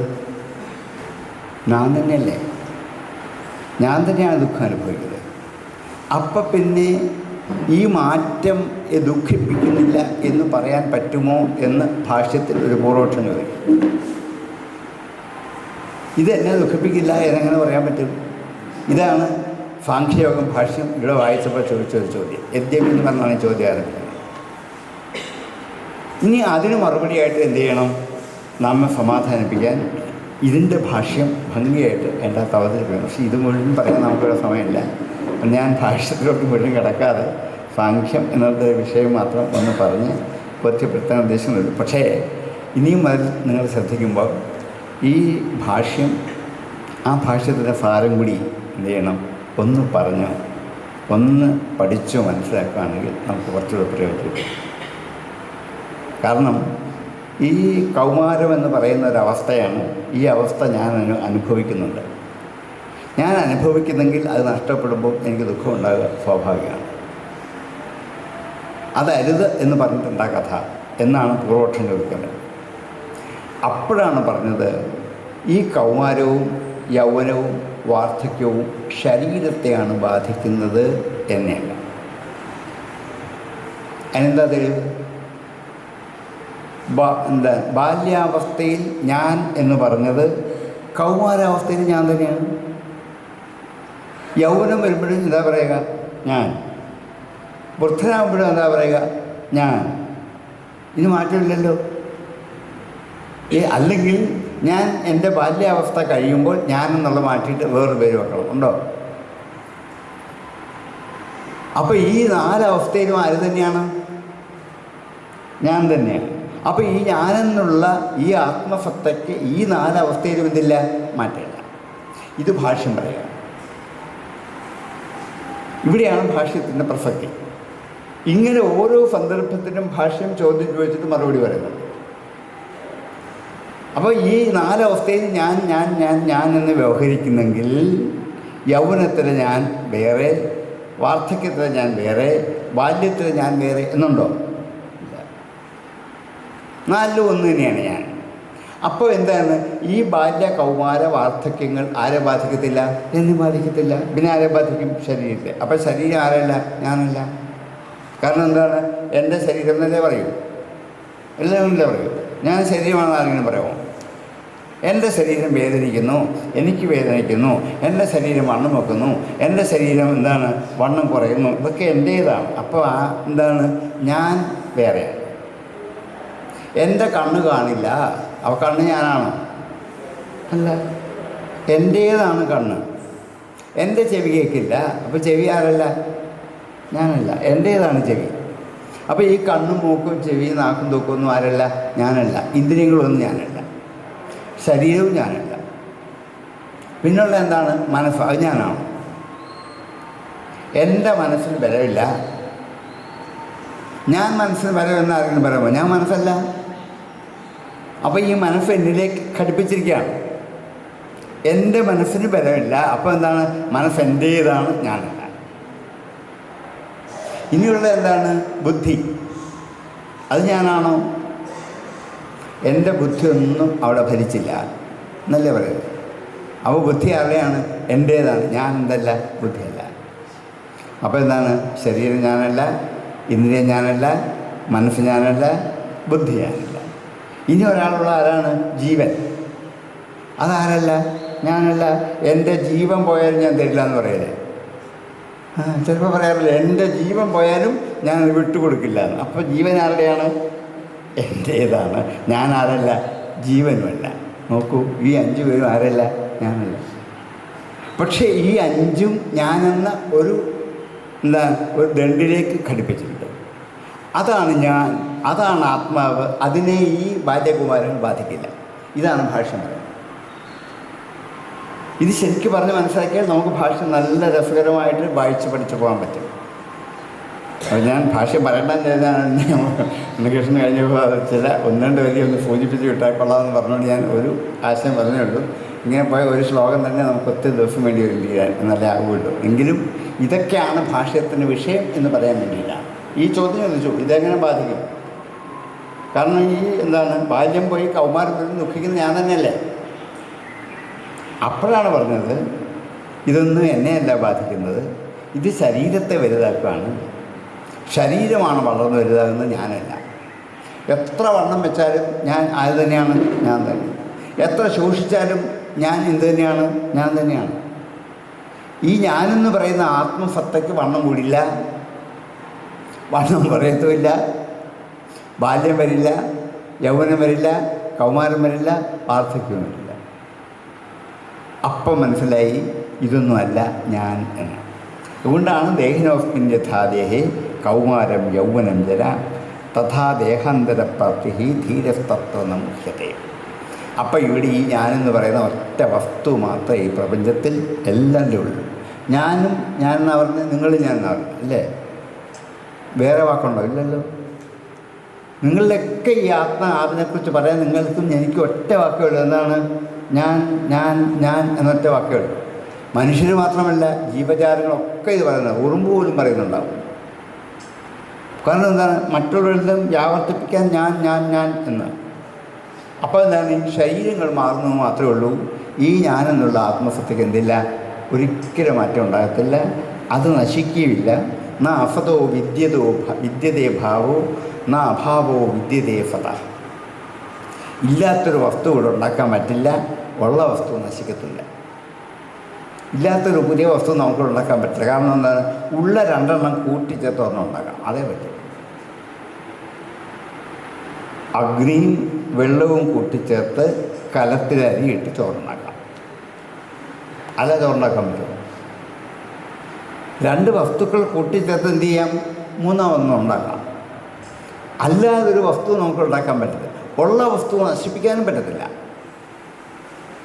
ഒരു പത്രം കയ്യിലെടുത്തിട്ട് തീപ്പെട്ടിക്കുള്ളി ഉരച്ച് കത്തിച്ച് കളഞ്ഞ് ഞാനിത് നശിപ്പിച്ച് കളഞ്ഞു പറയാം, പക്ഷെ നശിക്കില്ല. പേപ്പറിൻ്റെ രൂപം മാറിയിട്ട് എന്താകും? ചാരമാണ്. ചാരമായിട്ട് ആ വസ്തുക്കൾ കിടപ്പില്ലേ? അതും വേണം നശിപ്പിക്കാം. എന്താണ്? വെള്ളത്തിൽ കലക്കി വിട്ട് അതും കളഞ്ഞു. അപ്പോൾ എന്തായി? ക്ഷാരജലമായി അവിടെ. അപ്പോൾ വസ്തുക്കളെ നശിപ്പിക്കാൻ നമുക്ക് എന്ത് ചെയ്യത്തില്ല? പറ്റത്തില്ല. ഒരു പുതിയ വസ്തു ഉണ്ടാക്കാനും പറ്റത്തില്ല. അപ്പോൾ ഇവിടെ ഈ പ്രാണശക്തി എന്ന ഒരു ആത്മചൈതന്യം മാത്രമേ ഉള്ളൂ. അതിനെ നമുക്ക് പലതായിട്ട് കൺവേർട്ട് ചെയ്യാം. അങ്ങനെയാണല്ലോ ഇപ്പം നമ്മൾ ചെയ്യുന്നത്. ഒരു കറണ്ടിനെ തന്നെ എന്താക്കും? ഫാനാക്കും, ലൈറ്റാക്കും, ശബ്ദമാക്കും, പിന്നെന്താണ്? ഹീറ്റാക്കും. ഒന്നും തന്നെയല്ലേ. അതിനെന്ത് ചെയ്യുന്നുള്ളൂ? ഉപാധികൾ മാറുന്നതനുസരിച്ച് എന്ത് ചെയ്തു? പലതാക്കി. ഇതിലെല്ലാം കൂടി പാസ് ചെയ്യുന്ന കറണ്ട് എന്താണ്? ഒന്ന്. പക്ഷേ മൈക്കിൽ കൂടി ലൈറ്റ് കിട്ടുമോ? ഇല്ല. ഉറുമ്പ് മുതൽ ആന വരെ സമസ്ത ജീവജാലങ്ങളും വിഭിന്നങ്ങളാണ്. അവർക്കെല്ലാം അവരവരുടേതായ സ്വധർമ്മമുണ്ട്. അതേ ചെയ്യാൻ പറ്റുള്ളൂ, മാറിപ്പറ്റില്ല. മൈക്കിന് ഒരിക്കലും വെളിച്ചം തരാൻ പറ്റത്തില്ല, ഫാനിന് ഒരിക്കലും വെളിച്ചം തരാൻ പറ്റില്ല. ഓരോരുത്തർക്കും ഓരോന്നല്ലേ. അപ്പോൾ ഇവിടെ കോടിക്കണക്കിന് ജീവജാലങ്ങൾ, ആ ജീവജാലങ്ങൾ എന്ത് ചെയ്യുന്നു? മാറി മാറി മാറി ഓരോ ഫങ്ഷനും ചെയ്ത് കഴിഞ്ഞു കൊടുക്കുന്നു മാത്രമേ ഉള്ളൂ. ഇവരിലൊക്കെയുള്ള ആത്മസത്ത എന്ത് ചെയ്യത്തില്ല? നശിക്കില്ല, മാറില്ല. ഈ ഉദാഹരണം ഭാഷ്യം പറയുന്നത്, ഈ ഉദാഹരണമാണ് ഭാഷ്യം പറയുന്നത്. ആന മുതൽ എറുമ്പ് വരെയുള്ള ജീവജാലങ്ങൾ ഒരു മാറ്റവും ഉണ്ടാവാതിരിക്കുന്നത്. അത് ദീർഘമായ ഒരു വലിയ പരഗ്രഹമാണ്. അപ്പോൾ ഇങ്ങനെ വാസ്തവത്തിൽ ഈ എന്താണ് ബുദ്ധി നമുക്ക് വ്യഭിചരിച്ച് പല വഴിയിലേക്ക് പോവുകയാണ്. അത് അഫത്ത് ഫത്ത് എന്ന് അതിനെ രണ്ടായിട്ട് നമ്മൾ വേർതിരിക്കുകയാണ്. ഇതും ഭാഷ്യം ചോദിക്കുന്ന ചോദ്യമാണ്. ഇത് ഉറുമ്പാണ്, ഇത് ആനയാണ് എന്നൊക്കെ ഞാൻ അറിയുന്ന, ഇത് പൂവാണെന്ന് ഞാൻ അറിയുന്നൊരു ബുദ്ധിയുണ്ടല്ലോ, അത് നശിക്കില്ലല്ലോ. അപ്പോഴാണ് പറഞ്ഞത്, പൂ പോയി കഴിയുമ്പോൾ പൂവിലേക്കുള്ള ബുദ്ധി എന്ത് ചെയ്യും? നശിക്കും. അല്ലെങ്കിൽ പിന്നെ എന്ത് ചെയ്യണം? ആ ബുദ്ധി നിലനിൽക്കണം. നിലനിൽക്കില്ല, അത് പോവും. പിന്നെ വേറൊരു പൂ കാണുമ്പോൾ വേറൊരു ബുദ്ധിയാണ്. അപ്പോൾ ബുദ്ധികൾ പലതാണ്, മാറി മാറി വരികയും ചെയ്യും. അവ്യവസായന ബുദ്ധയ എന്നിങ്ങനെ ഇനിയും പറയും, അനേകമാണ് എന്ന്. അപ്പോൾ അതുകൊണ്ട് അവിനാശീതോ തദ്വിദ്ധി ഏന സർവമിദം തതം വിനാശം അവ്യേഫ്യ ന കശ്ചിത് കർത്തുമർഹതി. നശിക്കാത്തൊരു വസ്തുവുണ്ട്. ആരാണ്? ഞാൻ എന്ന ആത്മസത്ത. അതെന്ത് ചെയ്യത്തില്ല? നശിക്കില്ല. വാക്കൊക്കെ എന്ത് ചെയ്യും? നശിച്ചു പോയിക്കൊണ്ടിരിക്കും. അപ്പം ഞാനെന്ന ആത്മസത്ത എന്താണ്? ദേഹം ദേഹം മാത്രമാണ് നശിച്ചു പോകുന്നത്. അപ്പോൾ നീ ഇപ്പോഴിവിടെ യുദ്ധം ചെയ്താൽ ആ യുദ്ധം കൊണ്ട് നശിച്ചു പോകുന്നത് ഈ നിൽക്കുന്ന മഹാരഥന്മാരുടെ ശരീരമാണ്. അവരുടെ ആത്മസത്ത എന്ത് ചെയ്യത്തില്ല? നശിക്കില്ല. ആർക്കും ആരെയും കൊല്ലാനും പറ്റില്ല. അവിനാശീതോ തദ്വിദ്ധി. കാരണം നമ്മളൊക്കെ മരിച്ചു പോയി എന്നാണ് പറയാം, അല്ലേ? മരിച്ച് പോയി. അപ്പം മരിച്ചു കഴിഞ്ഞ് ഞാനുണ്ടെങ്കിലല്ലേ പോവുള്ളൂ, അല്ലെങ്കിൽ പോകാൻ പറ്റുമോ? അപ്പോൾ വാസ്തവത്തിൽ മരിക്കുന്ന ആരാണ്? ഇന്ദ്രിയം, മനസ്സ്, ബുദ്ധി, ശരീരം, ജീവൻ. ആര് ശേഷിക്കും? ഞാൻ എന്ന ആത്മസത്ത ശേഷിക്കും. അതിൻ്റെയും പോകും. ഇത് നമ്മൾ നിന്നും ഉപയോഗിക്കുന്ന വാക്കാണിത്. മരിച്ചു പോയി എന്നാ പറയാം, മരിച്ചു എന്ന് നിർത്തത്തില്ല. കാരണം എന്താണ്? മരിക്കുന്നത് ഭൗതികമായ ശരീരമാണ്. ആത്മസത്ത എന്റെയും ശരീരം വിട്ട് പുറത്തു പോകും. അത് പുറത്തു പോയിട്ട് വീണ്ടും ഒരു ശരീരത്തെ എന്ത് ചെയ്യും? പിന്നെയും സ്വീകരിക്കും. ഈ ശരീരം ഒരു രഥമാണ് എന്ന് ഇന്നത്തെ ശ്ലോകത്തിൽ പറയും. ശരീരം എന്താണ്? ഒരു രഥമാണ്. ആ രഥം ഇങ്ങനെ സഞ്ചരിച്ചു പോവുകയാണ്. ആ രഥത്തിൻ്റെ അറ്റത്ത് 5 കുതിരകളുള്ള 5 ഇന്ദ്രിയങ്ങളുണ്ട്. ഈ 5 ഇന്ദ്രിയങ്ങളാണ് രഥം മുമ്പോട്ട് കൊണ്ടുപോയിക്കൊണ്ടിരിക്കുന്നത്. അതിങ്ങനെ എന്ത് ചെയ്യും? ഈ കണ്ണ് പോകുന്നതനുസരിച്ചല്ലേ നമ്മൾ സഞ്ചരിച്ച് പോകുന്നത്, അല്ലെ കാല് പോകുമോ? കണ്ണും കാലും ഉപയോഗിച്ച് നമ്മൾ എന്ത് ചെയ്യും? ഇവിടെ നടന്ന് അവിടെ ചെല്ലും. അപ്പോൾ ഇന്ദ്രിയങ്ങൾ കൊണ്ടാണ് ഈ ശരീരമാകുന്ന രഥം സഞ്ചരിച്ചു പോകുന്നത്. ഇനിയും ഈ കുതിരകളെ നിയന്ത്രിക്കണമെങ്കിൽ എന്ത് ചെയ്യണം? ഒരു കടിഞ്ഞാൺ വേണം. അല്ലെങ്കിൽ എന്ത് ചെയ്യും? ഈ കുതിര കണക്കറ്റ് എവിടെയെങ്കിലുമൊക്കെ പോയി വീഴില്ലേ? അതുകൊണ്ട് എന്ത് ചെയ്യണം? മനസ്സെന്നൊരു കടിഞ്ഞാണ്. ഈ മനസ്സെന്ന കടിഞ്ഞാൺ ഇന്ദ്രിയങ്ങളെ എന്ത് ചെയ്യും? നിയന്ത്രിച്ചു. ഇന്ദ്രിയങ്ങളെ നിയന്ത്രിക്കുന്ന ആരാണ്? മനസ്സാണ്. മനസ്സുണ്ടെങ്കിലേ കാണും, മനസ്സുണ്ടെങ്കിലേ അല്ലെ എനിക്കിപ്പോൾ മനസ്സിലുണ്ട്. എനിക്ക് പോകാൻ മനസ്സില്ല, ചെയ്യാൻ മനസ്സില്ല, കേൾക്കാൻ മനസ്സില്ല, ഇരിക്കാൻ മനസ്സില്ല, കിടക്കാൻ മനസ്സില്ല. അപ്പോൾ ഇതൊക്കെ ഇന്ദ്രിയങ്ങൾ പ്രവർത്തിക്കണമെങ്കിൽ ആര് വേണം? മനസ്സ് വേണം. ഈ കുതിര പ്രവർത്തിക്കണമെങ്കിൽ ആര് വേണം? കടിഞ്ഞാൺ വേണം. പക്ഷേ ഈ കടിഞ്ഞാണിന് തന്നെ പ്രവർത്തിക്കാൻ ശക്തിയില്ല, മനസ്സിലങ്ങനെ. പിന്നെ ആര് വേണം? ബുദ്ധിസ്തു സാരഥി ബുദ്ധി. ബുദ്ധി എന്ന ഒരു ഡ്രൈവർ വേണം. ഈ ബുദ്ധി എന്ന സാരഥിയുടെ കയ്യിലാണ് കടിഞ്ഞാണിരിക്കുന്നത്. അപ്പോൾ ഇയാൾ എന്ത് ചെയ്യും? ഈ കടിഞ്ഞാൺ അയച്ചു വിട്ടാൽ ഈ കുതിര എന്ത് ചെയ്യും? പാഞ്ഞു പോകും. കടിഞ്ഞാൺ പിടിച്ചു നിർത്താൻ കുതിര എടുത്തു. അപ്പോൾ ഈ നിയന്താവ് ആരാണ്? ബുദ്ധിയാണ്. നമ്മുടെ ശരീരത്തിൽ ആരുണ്ട്? ബുദ്ധിയുണ്ട്. ബുദ്ധിയാണ് ആരോട് പറഞ്ഞ്? മനസ്സിനോട് പറയുന്നത് അങ്ങോട്ട് പോയിക്കൊള്ളാൻ.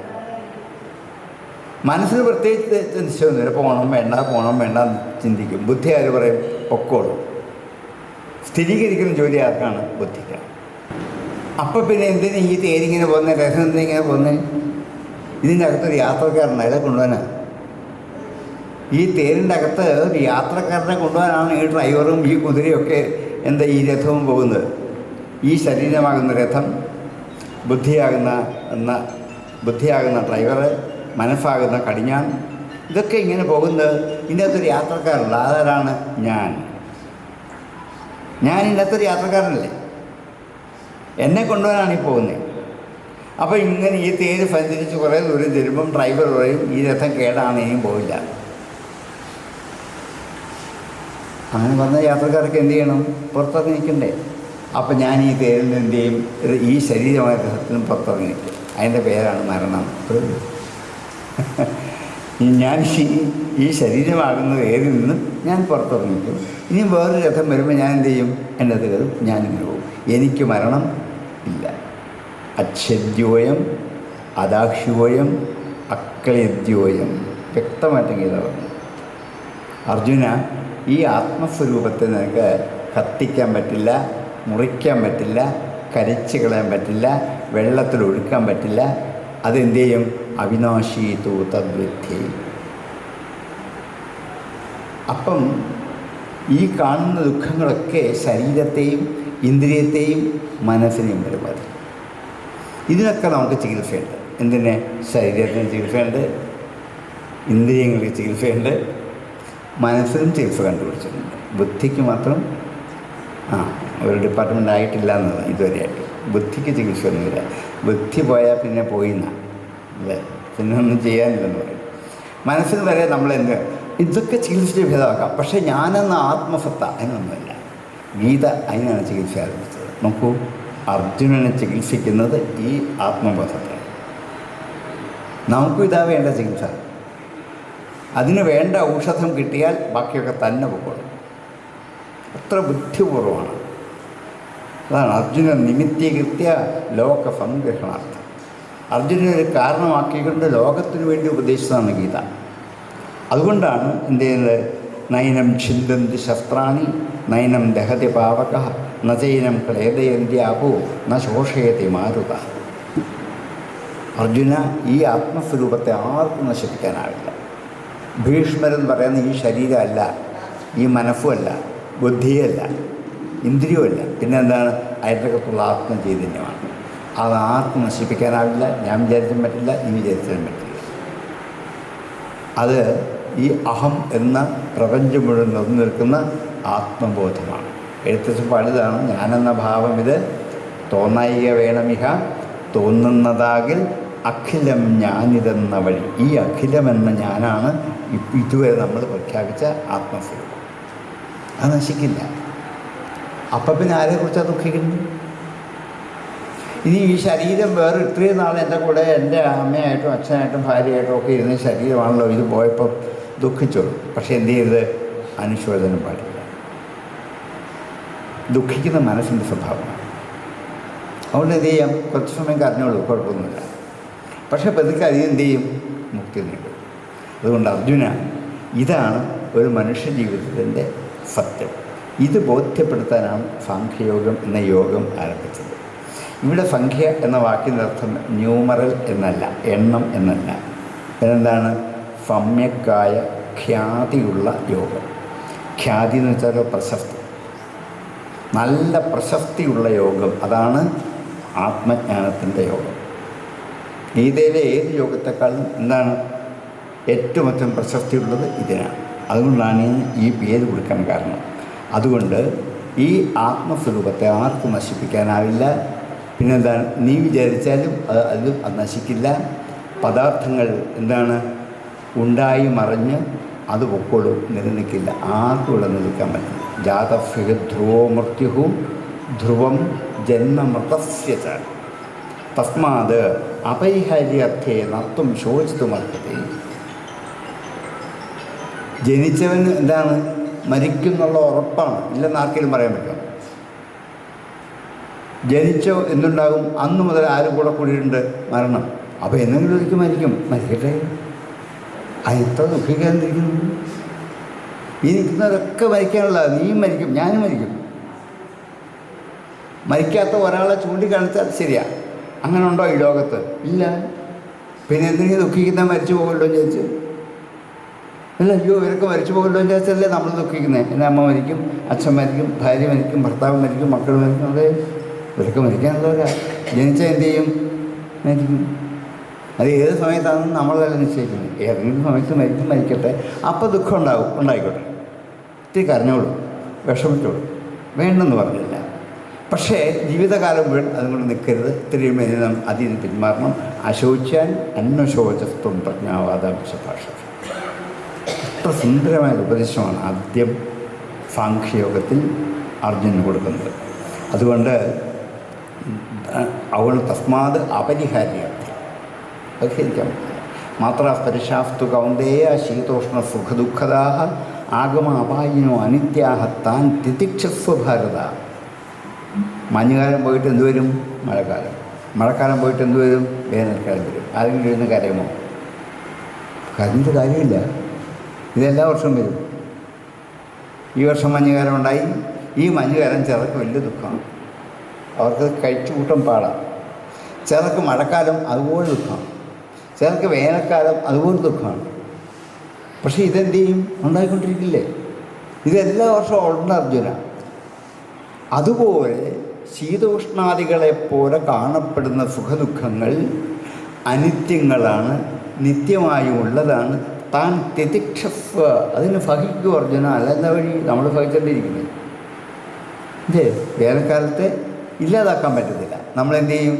വേനൽക്കാലത്ത് നമുക്ക് സുഖമായി നിൽക്കാൻ പാകം നമ്മൾ ഫാനും എ സിയൊക്കെ ഇട്ട് പരിഹാരം കണ്ടെത്തും. മഞ്ഞുകാലം വരുമ്പോൾ എന്താണ്, കമ്പിളിയൊക്കെ ഉപയോഗിച്ച് ശരിയാക്കും. ഇതല്ലേ ചെയ്യുന്നത്, ഇതേ ചെയ്യാൻ പറ്റുമോ? ഇതിനെ മാറ്റാൻ പറ്റുമോ? ഇല്ല. ആഗമ അപായിന, വന്നും പോയിരിക്കുന്നതാണ്. അനിത്യ, എന്നും നിൽക്കത്തുമില്ല. 3 ഭാഗം പോവും, ഇവരെന്ത് ചെയ്യും? അടുത്ത് വരും. അപ്പം നിത്യമല്ലല്ലോ. താൻ തിതക്ഷസ്വ, അത് സഹിക്കുക അതിന്. അപ്പം ഇതേപോലെയാണ് ജീവിതത്തിലുണ്ടാകുന്ന ദുഃഖങ്ങൾ. നോക്കൂ, അർജുന വിഷാദ യോഗത്തിൽ ആരംഭിച്ച് കാരണം കണ്ടെത്തി ഒന്നാമത്തെ ചികിത്സ കൊടുത്തു. അതുകൊണ്ട് തസ്മാത് സർവാണി ഭൂതാനി നത്തും ശോചിതുമർഹതി, നീ ദുഃഖിക്കാൻ കാരണമില്ല എന്ന് 30ഓളം ശ്ലോകത്തിൽ ആത്മബോധം എന്താണ് എന്ന്, ഞാൻ ആരാണ് എന്ന് അർജുനൻ ബോധ്യപ്പെടുത്തിയിട്ട് സാഖ്യയോഗത്തിൽ 3 വിഷയമാണ് ഉള്ളത്.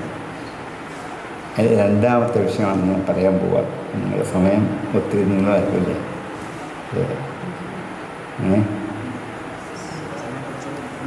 ഇത്തിരി ആവാം. അല്ലേ, ഞാൻ ചുരുക്കി പറഞ്ഞു തീർക്കാം. അല്ലേ, നിങ്ങൾ മുഷിയുന്നുണ്ടോ?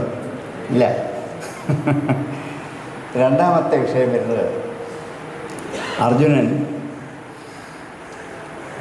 ഈ ആത്മബോധത്തെ മനസ്സിലാക്കി. ആരും ആരെയും കൊല്ലുന്നില്ല, ആരും മരിക്കുന്നില്ല. എന്നാൽ പിന്നെ യുദ്ധമൊക്കെ എന്തിനു? ഞാൻ പോയേക്കാം. ആരും കൊല്ലുന്ന ആവശ്യമില്ല, ആരും മരിക്കുന്നുമില്ല, എല്ലാവരുടെയും ആത്മാവ് ഒന്ന് തന്നെയാണ്. ഇത് ഞാൻ ശരിക്കും മനസ്സിലാക്കിയിട്ട് ഞാൻ വീട്ടിൽ പോയിരുന്ന് ധ്യാനം ഇതിനെയൊക്കെ ധ്യാനിച്ച് ലക്ഷ്യത്തിലേക്ക് എത്തിക്കോളാം, പോട്ടെ.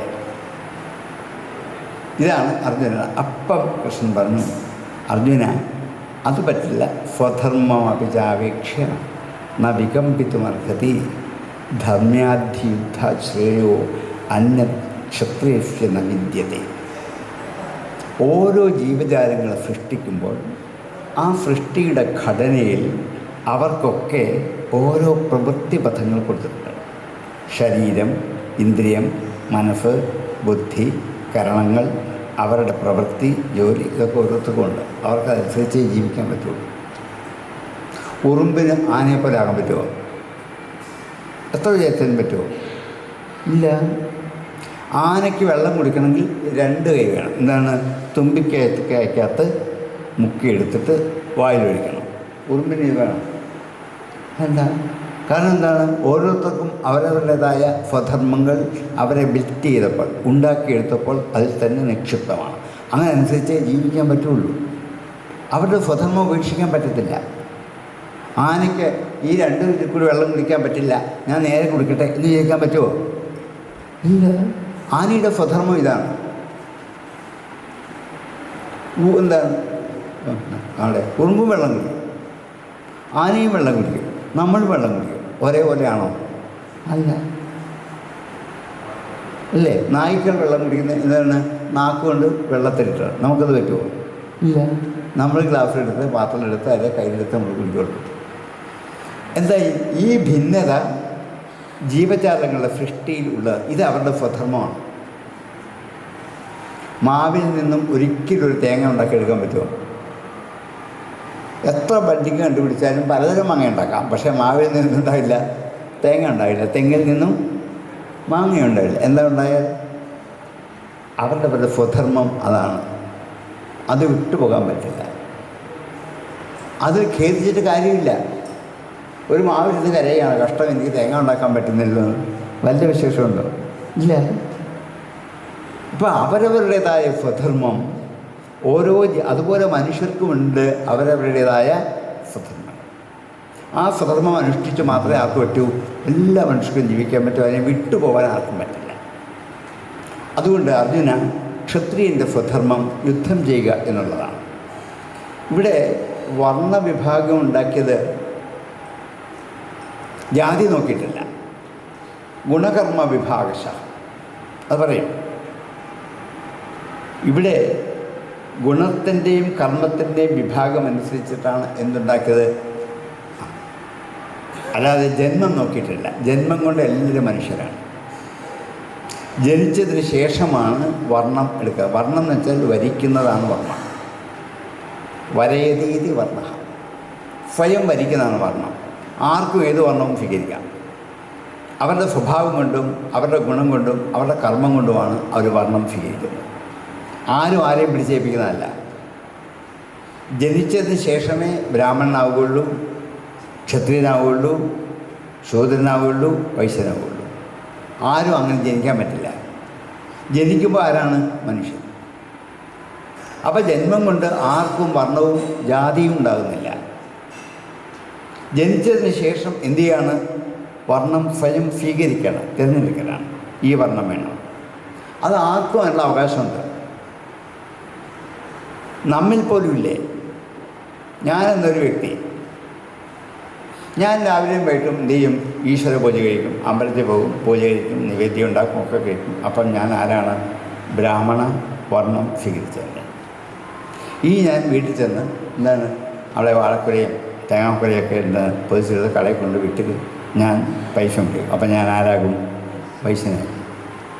കച്ചവടം ചെയ്ത ആരാണ്? വൈശ്യനാണ്. എന്താ പശുവിനെ നോക്കുന്ന ആരാണ്? അത് വൈശ്യൻ. ഞാൻ ഇതാകും. ആരെങ്കിലും എൻ്റെ നേരെ വഴക്കുണ്ടാക്കാൻ മുഷ്ടി ഇരുട്ടി ചിലപ്പോൾ രണ്ട് ഇടി ഞാൻ അവന് കൊടുക്കും. അതെന്നുള്ള ക്ഷാത്ര വീര്യമാണ്. ഞാൻ അപ്പോൾ ആരാകും? ക്ഷത്രിയനാകും.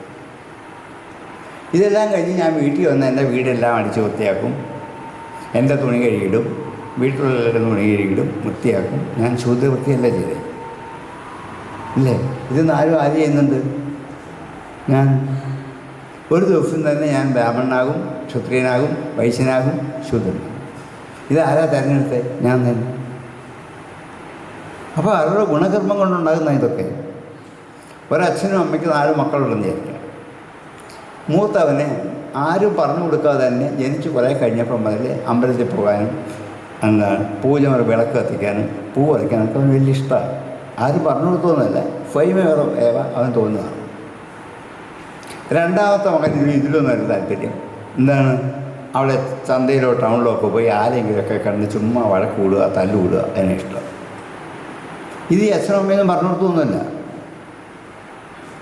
അവൻ്റെ വർണ്ണം സ്വയം തിരഞ്ഞെടുത്താണ്. മൂന്നാമത്തെ മകൻ ഇതൊന്നുമല്ല, കടയിൽ പോകാൻ വലിയ ഇഷ്ടമാണ്. കടയിൽ പോകണമെന്ന് വെച്ചാൽ അപ്പം ചാടിപ്പോകണം. സാധനം മേടിക്കാൻ വലിയ ഇഷ്ടമാണ്. മറ്റുള്ളവർക്ക് വലിയ താല്പര്യമൊന്നുമില്ല. അവൻ വൈശ്യൻ്റെ വൃത്തിയാണ് ചെയ്തത്. 4ാമത്തെ മകന് ഈ 3 പേര് എന്തിനു വിളിച്ചാലും കൂടെ പോകും.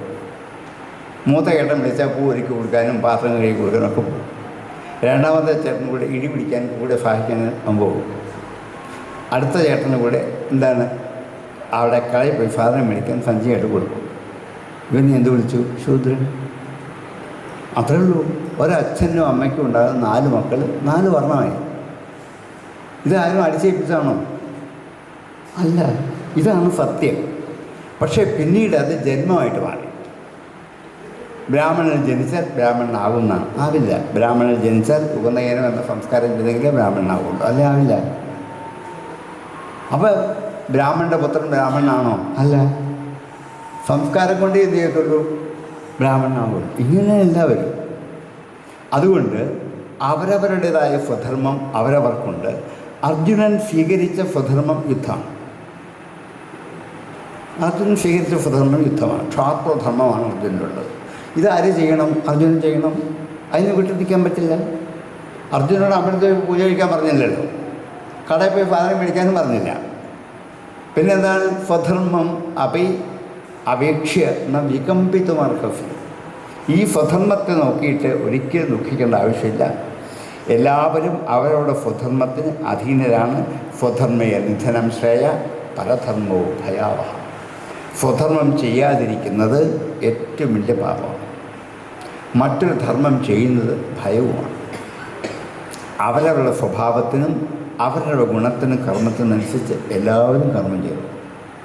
അതുകൊണ്ട് അർജുനൻ ഇത് ഒളിച്ചുകൂടിപ്പോയി തപസ് ചെയ്യാൻ പോയാൽ അർജുനൻ്റെ സ്വധർമ്മമല്ല, അത് പാപമാണ്. അർജുനൻ്റെ ഇപ്പോഴത്തെ ജോലി എന്താണ്? യുദ്ധം ചെയ്യുക. അതൊരു പാപമല്ല, തെറ്റല്ല, അത് സ്വധർമ്മമാണ്. അതുകൊണ്ട് ഇനിയും ആ സ്വധർമ്മം ചെയ്താലോ ഹതോവാ പ്രാപ്യസി സ്വർഗം ജിത്വാവാ മോക്ഷസേ മഹീം തസ്മാദുത്തിഷ്ഠ കൗന്ദേയ യുദ്ധായ കൃതനിശ്ചയ. എന്താണ്? യുദ്ധത്തിൽ മരിച്ചാൽ എവിടെ പോകും? സ്വർഗത്തിൽ പോകും. ജയിച്ചാൽ രാജ്യം അനുഭവിക്കാം. രണ്ടും സുഖമല്ലേ? എന്തിനാ ദുഃഖിക്കുന്നത്? തസ്മാത് ഉത്തിഷ്ഠ കൊണ്ടേയ, കൊണ്ട് എഴുന്നേൽക്കൂ, യുദ്ധായ കൃതനിശ്ചയ, സ്വധർമ്മം ചെയ്യാൻ വേണ്ടി കൃതനിശ്ചയമായിട്ട് ചാടി എഴുന്നേൽക്കുന്നു. ഇത്രയും കേട്ടപ്പോൾ അർജുനൻ്റെ തലകറക്കം കുറച്ച് കുറഞ്ഞു, തലവേദനയും കുറഞ്ഞു. എന്താണെന്നുള്ള ഒരു ആത്മബോധം ശരിക്കും ഉള്ളിൽ ഉറയ്ക്കാൻ പറ്റും. ഇത് അർജുനല്ല, നമുക്കും ഉണ്ടാവില്ല. പക്ഷേ നമുക്കിത് ഒരു പ്രാവശ്യം കേട്ടാൽ പോരാ. കാരണം നമ്മൾ ഈ അമ്പലത്തിൽ നിൽക്കും പുറത്തിറങ്ങുമ്പോൾ നമ്മളിത് കിടക്കാൻ പറ്റും. നമ്മുടെ വീട്ടിൽ ചെന്ന് കഴിഞ്ഞാൽ പിന്നെ നമുക്ക് വേറെ 100 കൂട്ടം കാര്യങ്ങൾ അതിനിടയിൽ ഇതൊന്നും നമുക്ക് ഓർത്തിരിക്കാൻ സമയം കിട്ടില്ല. അതുകൊണ്ടാണ് പിറ്റേ ദിവസം വീണ്ടും കേട്ടുള്ളൂ ഗീത. പിന്നെയും കേട്ടു, പല പ്രാവശ്യം കേൾക്കും. എന്ത് ചെയ്യും? നമ്മുടെ ഉള്ളിൽ ഇത് ഉറച്ചു വരാൻ കാരണമായിരിക്കും. ഇനിയും മൂന്നാമത്തെ വിഷയം, ഏഷാത്തെ വിഹിത സാഖ്യേ ബുദ്ധി യോഗേത്തു ഇമാംസം. ഞാൻ ഇതുവരെ നിന്നോട് പറഞ്ഞത് സാഖ്യം എന്ന ബുദ്ധിയാണ്. ഇനിയും പറയാൻ പോകുന്ന യോഗം എന്ന കർമ്മയോഗം. സാഖ്യബുദ്ധി മാത്രം പോരാ, കർമ്മയോഗം വേണം. ഈ ബുദ്ധി കൊണ്ട് മാത്രം ജീവിക്കാൻ പറ്റില്ല. എന്ത് ചെയ്യണം? കർമ്മം ചെയ്യണം. കർമ്മണി വ്യജ്യത്തെ പ്രജ്ഞ എന്നാണ്. ഒരാൾക്ക് ബുദ്ധിയുണ്ടോ എന്നറിയുന്നത് കർമ്മം ചെയ്യുമ്പോഴാണ്. അല്ലെ എങ്ങനെ അറിയും? ചുമ്മാ ഒരിടത്ത് ഇങ്ങനെ കസേരിക്കുക, ബുദ്ധിയുണ്ടെന്ന് എങ്ങനെ അറിയും? അയാളെ കൊണ്ട് ജോലി ചെയ്യിക്കുമ്പോൾ അറിയാം ബുദ്ധിയുണ്ടോ. കർമ്മം ചെയ്തെങ്കിൽ മാത്രമേ എന്ത് ചെയ്യേണ്ടുള്ളൂ? ബുദ്ധി തിരിച്ചറിയാൻ പറ്റുള്ളൂ. അതുകൊണ്ട് എന്ത് ചെയ്യണം? എല്ലാവരും എന്താണ് അവിടെ കർമ്മം ചെയ്യണം. പക്ഷേ ബുദ്ധ്യായുക്തോ യയാ പാർത്ഥ കർമ്മബന്ധം പ്രഹാസ്യസി. കർമ്മബന്ധത്തെ ഉപേക്ഷിക്കണമെങ്കിൽ ആത്മജ്ഞാനത്തോടുകൂടി തന്നെ വേണം. നമുക്കിതാ പറ്റാത്തത്.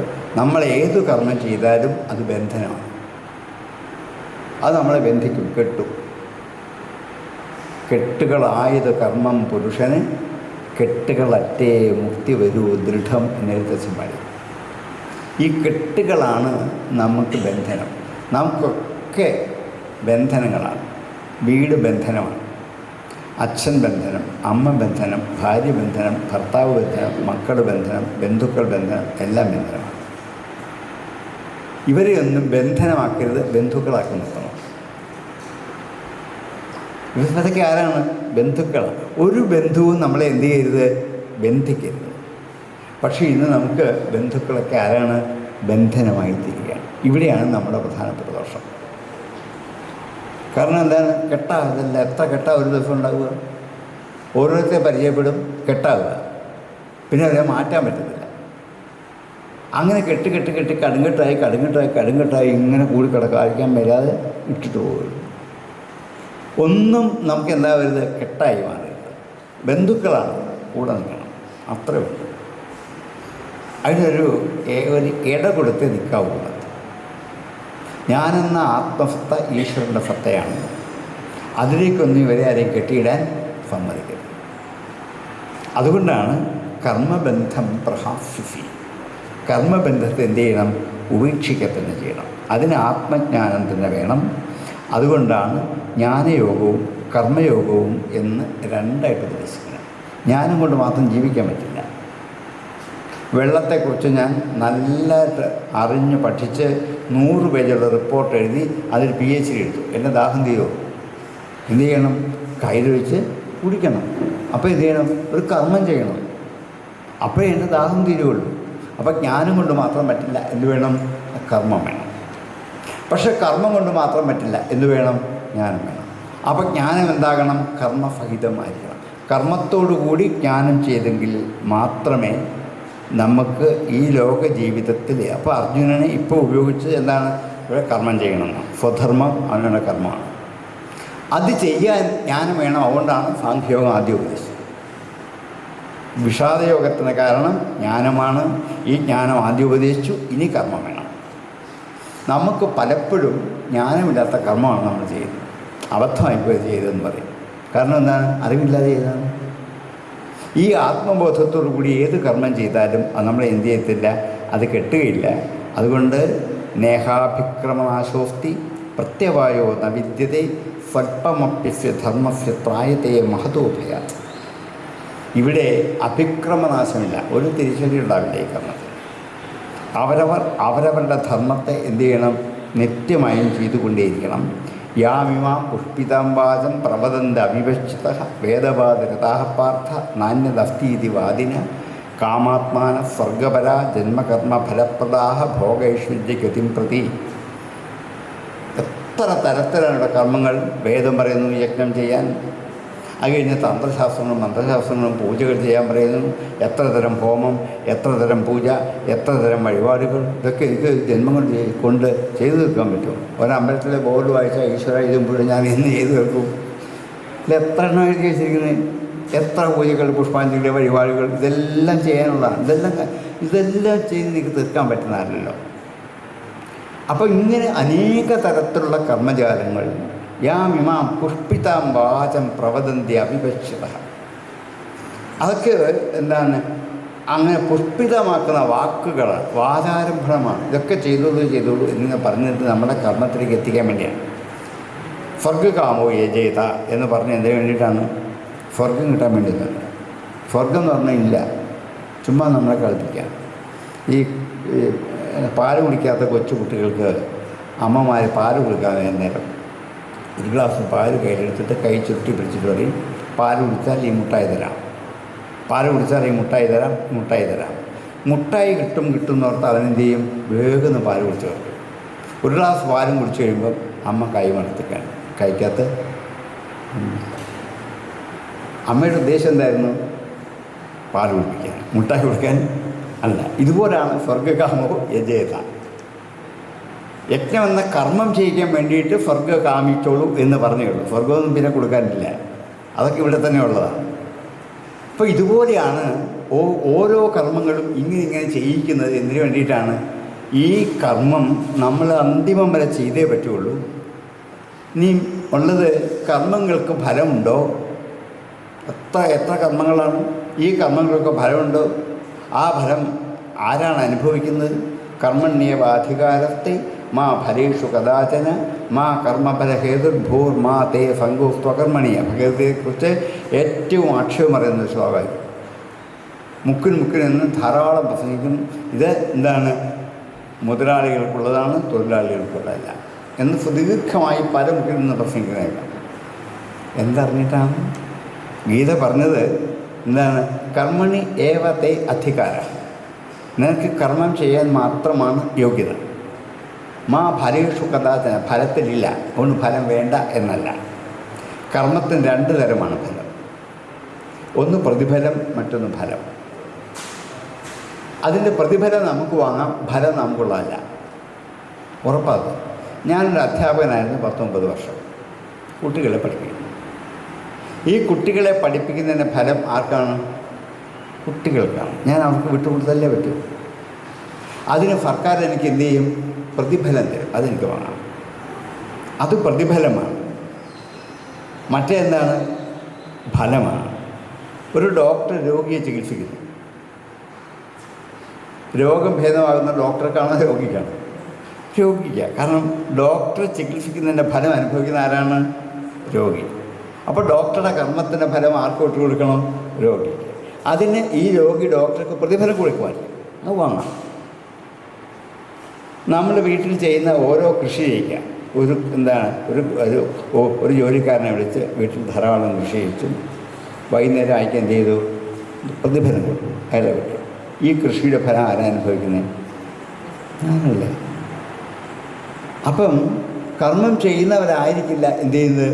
ഫലം മറ്റൊരാൾക്ക് വിട്ടുകൊടുക്കാൻ ഉള്ളതാണ്. നമ്മുടെ ഇന്നത്തെ നാട്ടിൽ എത്രയോ ചെറുപ്പക്കാർ എത്ര വിദേശ കമ്പനികൾ ജോലി ചെയ്യുന്നുണ്ട്. അങ്ങനെയുള്ള ഈ കമ്പനികളിൽ നിന്ന് അവരെ അമേരിക്കൻ ദേശത്തിലൊക്കെ പറഞ്ഞയക്കും പ്രോജക്റ്റ് ചെയ്യാൻ. രാപകൽ ഉറക്കൊഴിഞ്ഞ് 18 മണിക്കൂർ ജോലി ചെയ്ത് അവർ പ്രോജക്റ്റ് ചെയ്യും. എന്തിനാണ് അവർ ചെയ്യുന്ന കഷ്ടപ്പെട്ട ജോലിയുടെ ഫലം ആർക്കാണ്?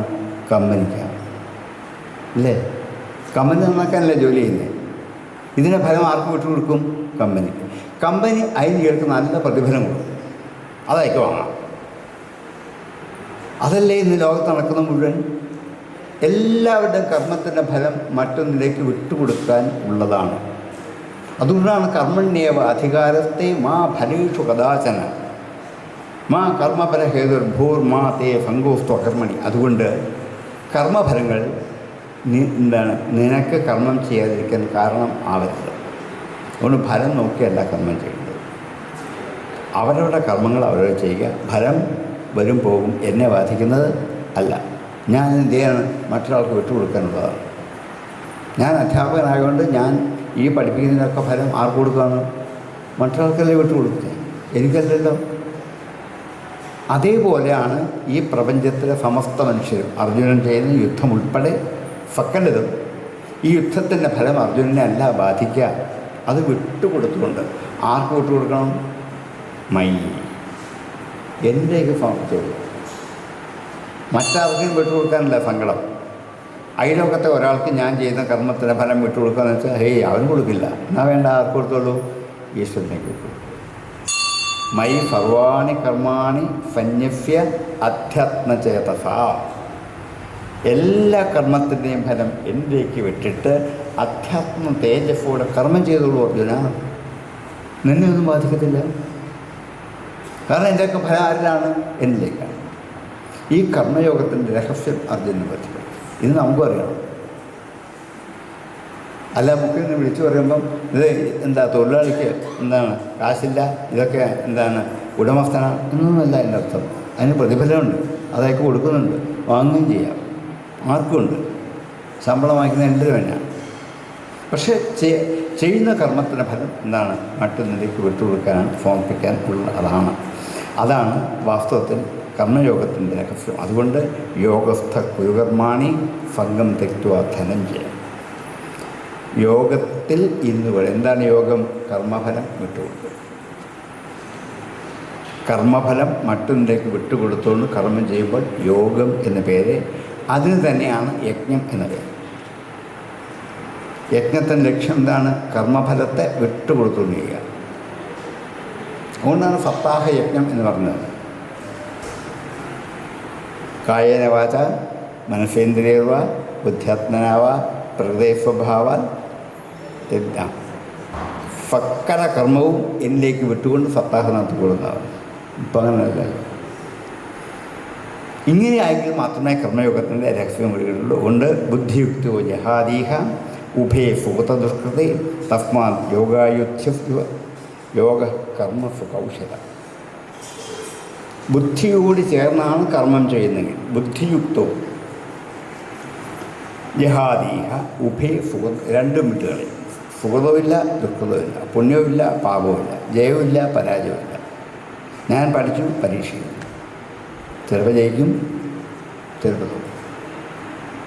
അതെന്നെ എന്ത് ചെയ്യത്തില്ല? ബാധിക്കത്തില്ല. ജയാപജയങ്ങൾ രണ്ടും ഉണ്ടാകും. ഇത് രണ്ടും എന്ത് ചെയ്യണം? വിട്ടുകളയണം. നമ്മൾ ഒന്നേ വിടത്തുള്ളൂ. ദുഃഖം വേണ്ട, പരാജയം വേണ്ട, നഷ്ടം വേണ്ട. ഒന്നായിട്ട് കിട്ടുമോ? കിട്ടില്ല. ഇത് രണ്ടും ദ്വന്ദ്വങ്ങളാണ്. രാത്രി ഉണ്ടെങ്കിൽ പകൽ, പകലുണ്ടെങ്കിൽ ഒന്ന് മാത്രം മതിയെന്ന് വാശി പിടിച്ചാലും നടക്കില്ലല്ലോ ഒരിക്കലും. ആരും എത്ര ശാസ്ത്രജ്ഞന്മാരും വിചാരിച്ചാലും നടക്കില്ല. രണ്ടും കൂടെ വരും. ഇതുപോലെയാണ് സുഖദുഃഖങ്ങളും ലാഭനഷ്ടങ്ങളും ജയാപജയങ്ങളും ഒക്കെ ജീവിതത്തിൽ വന്നുകൊണ്ടേയിരിക്കും. അതുകൊണ്ട് തസ്മാത് യോഗായ യുജ്യസ്വ. ഈ പറഞ്ഞ കർമ്മയോഗത്തിനായിട്ട് നീ പ്രയത്നിക്കൂ. യോഗ കർമ്മസു കൗശലം. നിൻ്റെ സകല കർമ്മങ്ങളിലുമുള്ള കൗശലം യോഗമാണ്. അതുകൊണ്ട് ബുദ്ധി ഉപദേശിച്ചിട്ട്, ജ്ഞാനം ഉപദേശിച്ചിട്ട്, എന്താണ് കർമ്മം ഉപദേശിച്ചു. ഈ ജ്ഞാനകർമ്മങ്ങളെ എന്ത് ചെയ്തു? ഈ രണ്ടിനെയും കൂടി എന്ത് ചെയ്യണം? ഒന്നിച്ച് കൂട്ടിച്ചേർത്ത് ഉപയോഗിക്കണം. അപ്പോൾ അർജുൻ ജ്യോതിഷു ജായസീചേത് കർമ്മണസ്ഥേ മതാ ബുദ്ധജനാർദ്ദന തത് കിം ഘോരേ കർമ്മണി മാം. എന്നാൽ പിന്നെ ഞാൻ കർമ്മം ചെയ്താൽ പോരെ? അല്ലെങ്കിൽ ആദ്യം പറഞ്ഞ ബുദ്ധി പോരെ? ഞാൻ യോഗം മതി, എന്തിനു ഈ ഘോരമായ കർമ്മത്തിന് ചോദിക്കുന്നു? ഞാനതൊക്കെ വിട്ടുപോകട്ടെ. അപ്പം ഭാഷ്യത്തിൽ വരിയുണ്ട്, അത് രസകരമായ വരിയാണ്. ഈ ജ്ഞാനവും കർമ്മവും ഒന്നിൽ എങ്ങനെ സമ്മേളിക്കും എന്നുള്ളതിനെ ഈ ഭാഷകാരൻ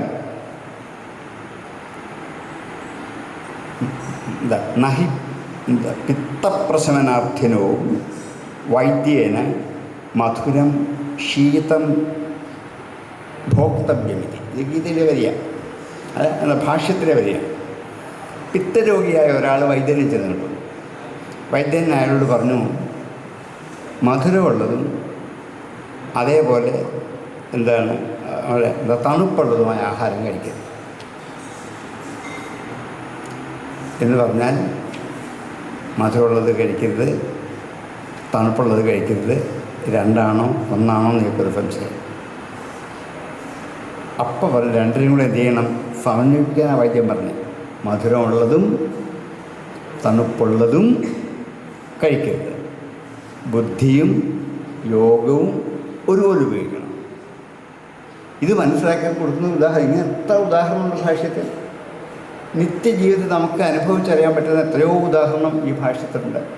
ആ ഉദാഹരണം കൂടെ കോട്ട് ചെയ്തിട്ട് ഇതാണ് ഭാഷ്യം എന്ന് പറഞ്ഞാൽ ഭാഷ്യത്തിനുള്ള ബഹുമാനവും ആദരവും കൂടും.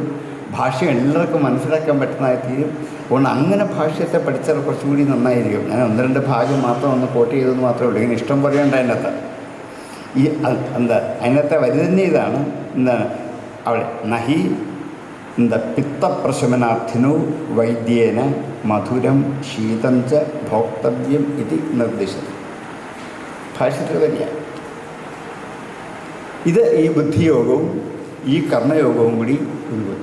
അർജുന, ഞാൻ രണ്ടും കൂടെ പറഞ്ഞത് ഒന്ന് ചെയ്യാനല്ല, വൈദ്യൻ രണ്ടും കൂടെ പറഞ്ഞത് ഒന്ന് ചെയ്യാനല്ല, പിന്നെ എന്താണ് രണ്ടും കൂടെ കൂട്ടാൻ. അപ്പോൾ എന്ത് ചെയ്യണം, ബുദ്ധി ഉപയോഗിച്ച് നീ കർമ്മം ചെയ്യണം എന്ന് നിന്നെ ബോധ്യപ്പെടുത്താനാണ് ഈ ജ്ഞാനകർമ്മ സമുച്ചയം അർജുനെ ബോധ്യപ്പെടുത്തിയിട്ട് ഇത് ഇങ്ങനെ എനിക്ക് ജ്ഞാനകർമ്മത്തിൽ ഉറച്ചിരിക്കാൻ സാധിക്കണമെങ്കിൽ എന്ത് ചെയ്യണം, ബുദ്ധി സമാധി ഉറയ്ക്കണം, ബുദ്ധിക്ക് ചാഞ്ചല്യം ഉണ്ടാകണം, ബുദ്ധി ഉറച്ചായിരിക്കണം.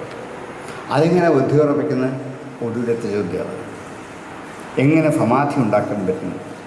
അതിന് അടുത്ത സ്ഥിതപ്രജ്ഞ ലക്ഷണം എന്ന പേരിൽ അവിടെ കുറേ ശ്ലോകത്തിൽ എങ്ങനെ സമാധിയായിട്ടിരിക്കാൻ പറ്റും. ആമ തൻ്റെ അവയവങ്ങളെ ഉള്ളിലേക്ക് വലിക്കുന്നത് പോലെ സ്ഥിതപ്രജ്ഞൻ ഇതൊന്നും തന്നെ ബാധിക്കില്ല.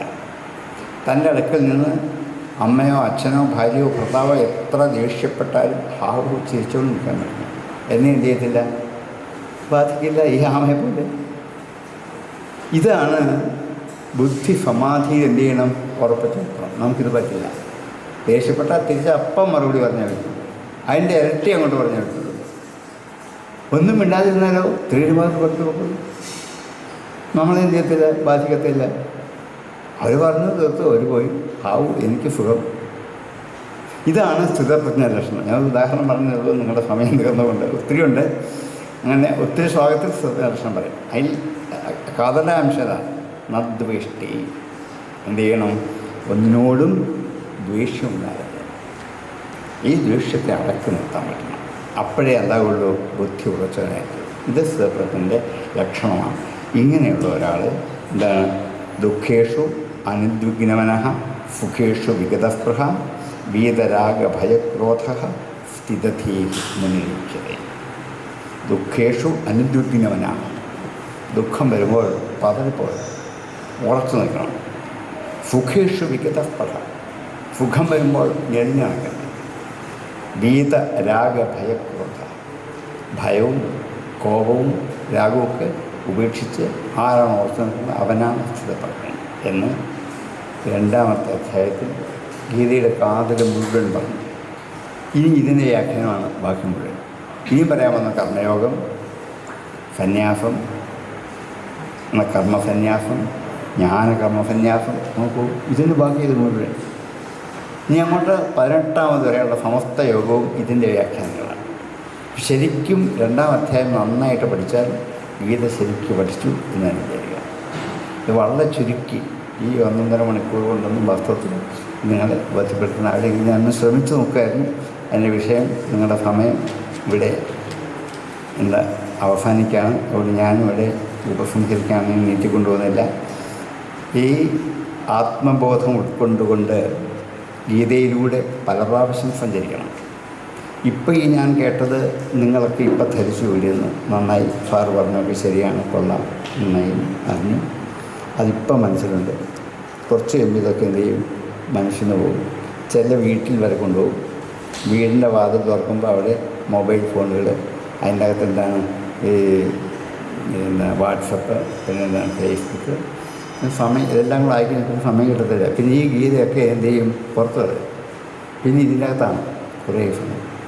അപ്പോൾ ഇതെല്ലാം പോകും, പൊക്കോട്ടെ, കളഞ്ഞേക്കും, കുഴപ്പമില്ല, നാളെ പിന്നെ എന്ത് ചെയ്യണം. പല പ്രാവശ്യം കേൾക്കുമ്പോൾ കുറച്ച് ഭാഗം ഉണ്ടാവും. നല്ല കാര്യങ്ങൾ ഒത്തിരി പ്രാവശ്യം കേട്ടെങ്കിൽ എന്ത് ചെയ്യത്തുള്ളൂ, ചീത്ത കാര്യങ്ങളോ വിട്ടുപോയില്ല. ചെറുപ്പത്തിൽ പഠിച്ച ചീത്ത വാക്കുകൾ ആരും മറന്നിട്ടില്ലല്ലോ. എവിടുന്ന് പഠിച്ചാണ്? എങ്ങാണ്ട് ചീത്ത കളിക്കുന്നത് കേട്ട് പഠിച്ചാൽ, എഴുതി പഠിച്ചതല്ല, ഗുരു പഠിപ്പിച്ചതല്ല, പുസ്തകം നോക്കി പഠിച്ചതല്ല. 10 ചീത്ത വാക്ക് ഇപ്പോഴും മനസ്സിലിട്ടുണ്ട്. ദേഷ്യം വരുമ്പോഴൊക്കെ താടി വരും. മറക്കോ? ഇല്ല. ഒരു വൃദ്ധനും 90 വയസ്സായ ഒരാളെ ചീത്ത വിളിക്കാനുള്ള ഞാൻ മറന്നുപോയി എന്നാരും പറഞ്ഞ് കേട്ടിട്ടേ ഇല്ല. കാരണം എന്താണ്? ഇത് ചാടി വരും, ഇത് ഉള്ളിലുണ്ട്, ഇത് സൂക്ഷിച്ച് വെക്കാൻ ഉള്ളിൽ നല്ല കരുത്താണ്. 100 പ്രാവശ്യം എന്നും ചെല്ലിയ വിഷ്ണു സഹസ്രനാമത്തിൽ അടുത്ത വരി മറന്നുപോയി. ഇല്ലേ, നമ്മൾ അനുഭവിക്കുന്ന ഇപ്പോൾ. കാരണം നമ്മുടെ മനസ്സെപ്പോഴും മലിനമാണ്. കാരണം എന്താണ്? വീട്ടിലേക്ക് ചെന്ന് കഴിഞ്ഞാൽ ഇങ്ങനെയുള്ള കുറേ മാലിന്യത്തിൽ മനസ്സകപ്പെടുമ്പോൾ നല്ലതൊന്നും മനസ്സിൽ നിൽക്കില്ല, ചീത്ത മാത്രം നിൽക്കുള്ളൂ. അതുകൊണ്ട് എന്ത് ചെയ്യണം? വീണ്ടും വീണ്ടും കേട്ട് മനസ്സിനെ ഉറപ്പിച്ച് ആത്മബോധത്തോടെ ജീവിക്കാൻ ജഗദീശ്വരൻ എല്ലാവരെയും അനുഗ്രഹിക്കട്ടെ പ്രാർത്ഥിച്ചുകൊണ്ട് ഇത്രയും സമയം ക്ഷമയോടെ എൻ്റെ ചെറിയ വാക്കുകൾ കേട്ട എല്ലാ സജ്ജനങ്ങൾക്കും വിനീതമായ നാമം. ഇതേപോലെ ശങ്കര ഭഗവത്പാദരുടെ മുമ്പിൽ ഇത്രയും സജ്ജനങ്ങളുടെ മുമ്പിൽ പൂർണ്ണാവതിയുടെ തീരത്ത് എന്നെ ഇതിനൊക്കെ ക്ഷണിച്ച ഇവർ രണ്ടുപേരും, സൽമാനിയും അജയൻ നമ്പൂതിരി, ഇവരാണ് എന്നെ ഇവിടെ പറഞ്ഞു. ആയിക്കോട്ടെ, ഇവർക്ക് വിളിച്ചാൽ എവിടെയും പോകാൻ ഞാൻ തയ്യാറായിട്ട് പോകുന്നവരാണ്. അതുകൊണ്ട് ഇവിടെ വന്ന് ഇത്രയും സമയം എന്തെങ്കിലുമൊക്കെ ഈ ഗീതയെക്കുറിച്ച് ചിന്തിക്കാൻ സാധിച്ചതിൽ വളരെയധികം സന്തോഷം. എൻ്റെ വാക്കുകളൊക്കെ ഞാൻ ശ്രീകൃഷ്ണപാദങ്ങളും ദൈവവും അർപ്പിച്ചുകൊണ്ട് വിരമിക്കട്ടെ. നന്ദി, നമസ്കാരം. ഓം പൂർണ്ണമദഃ പൂർണ്ണമിദം പൂർണ്ണാത് പൂർണ്ണമുദച്യതേ പൂർണ്ണസ്യ പൂർണ്ണമാദായ പൂർണ്ണമേവാവശിഷ്യതേ. ഓം ശാന്തി ശാന്തി.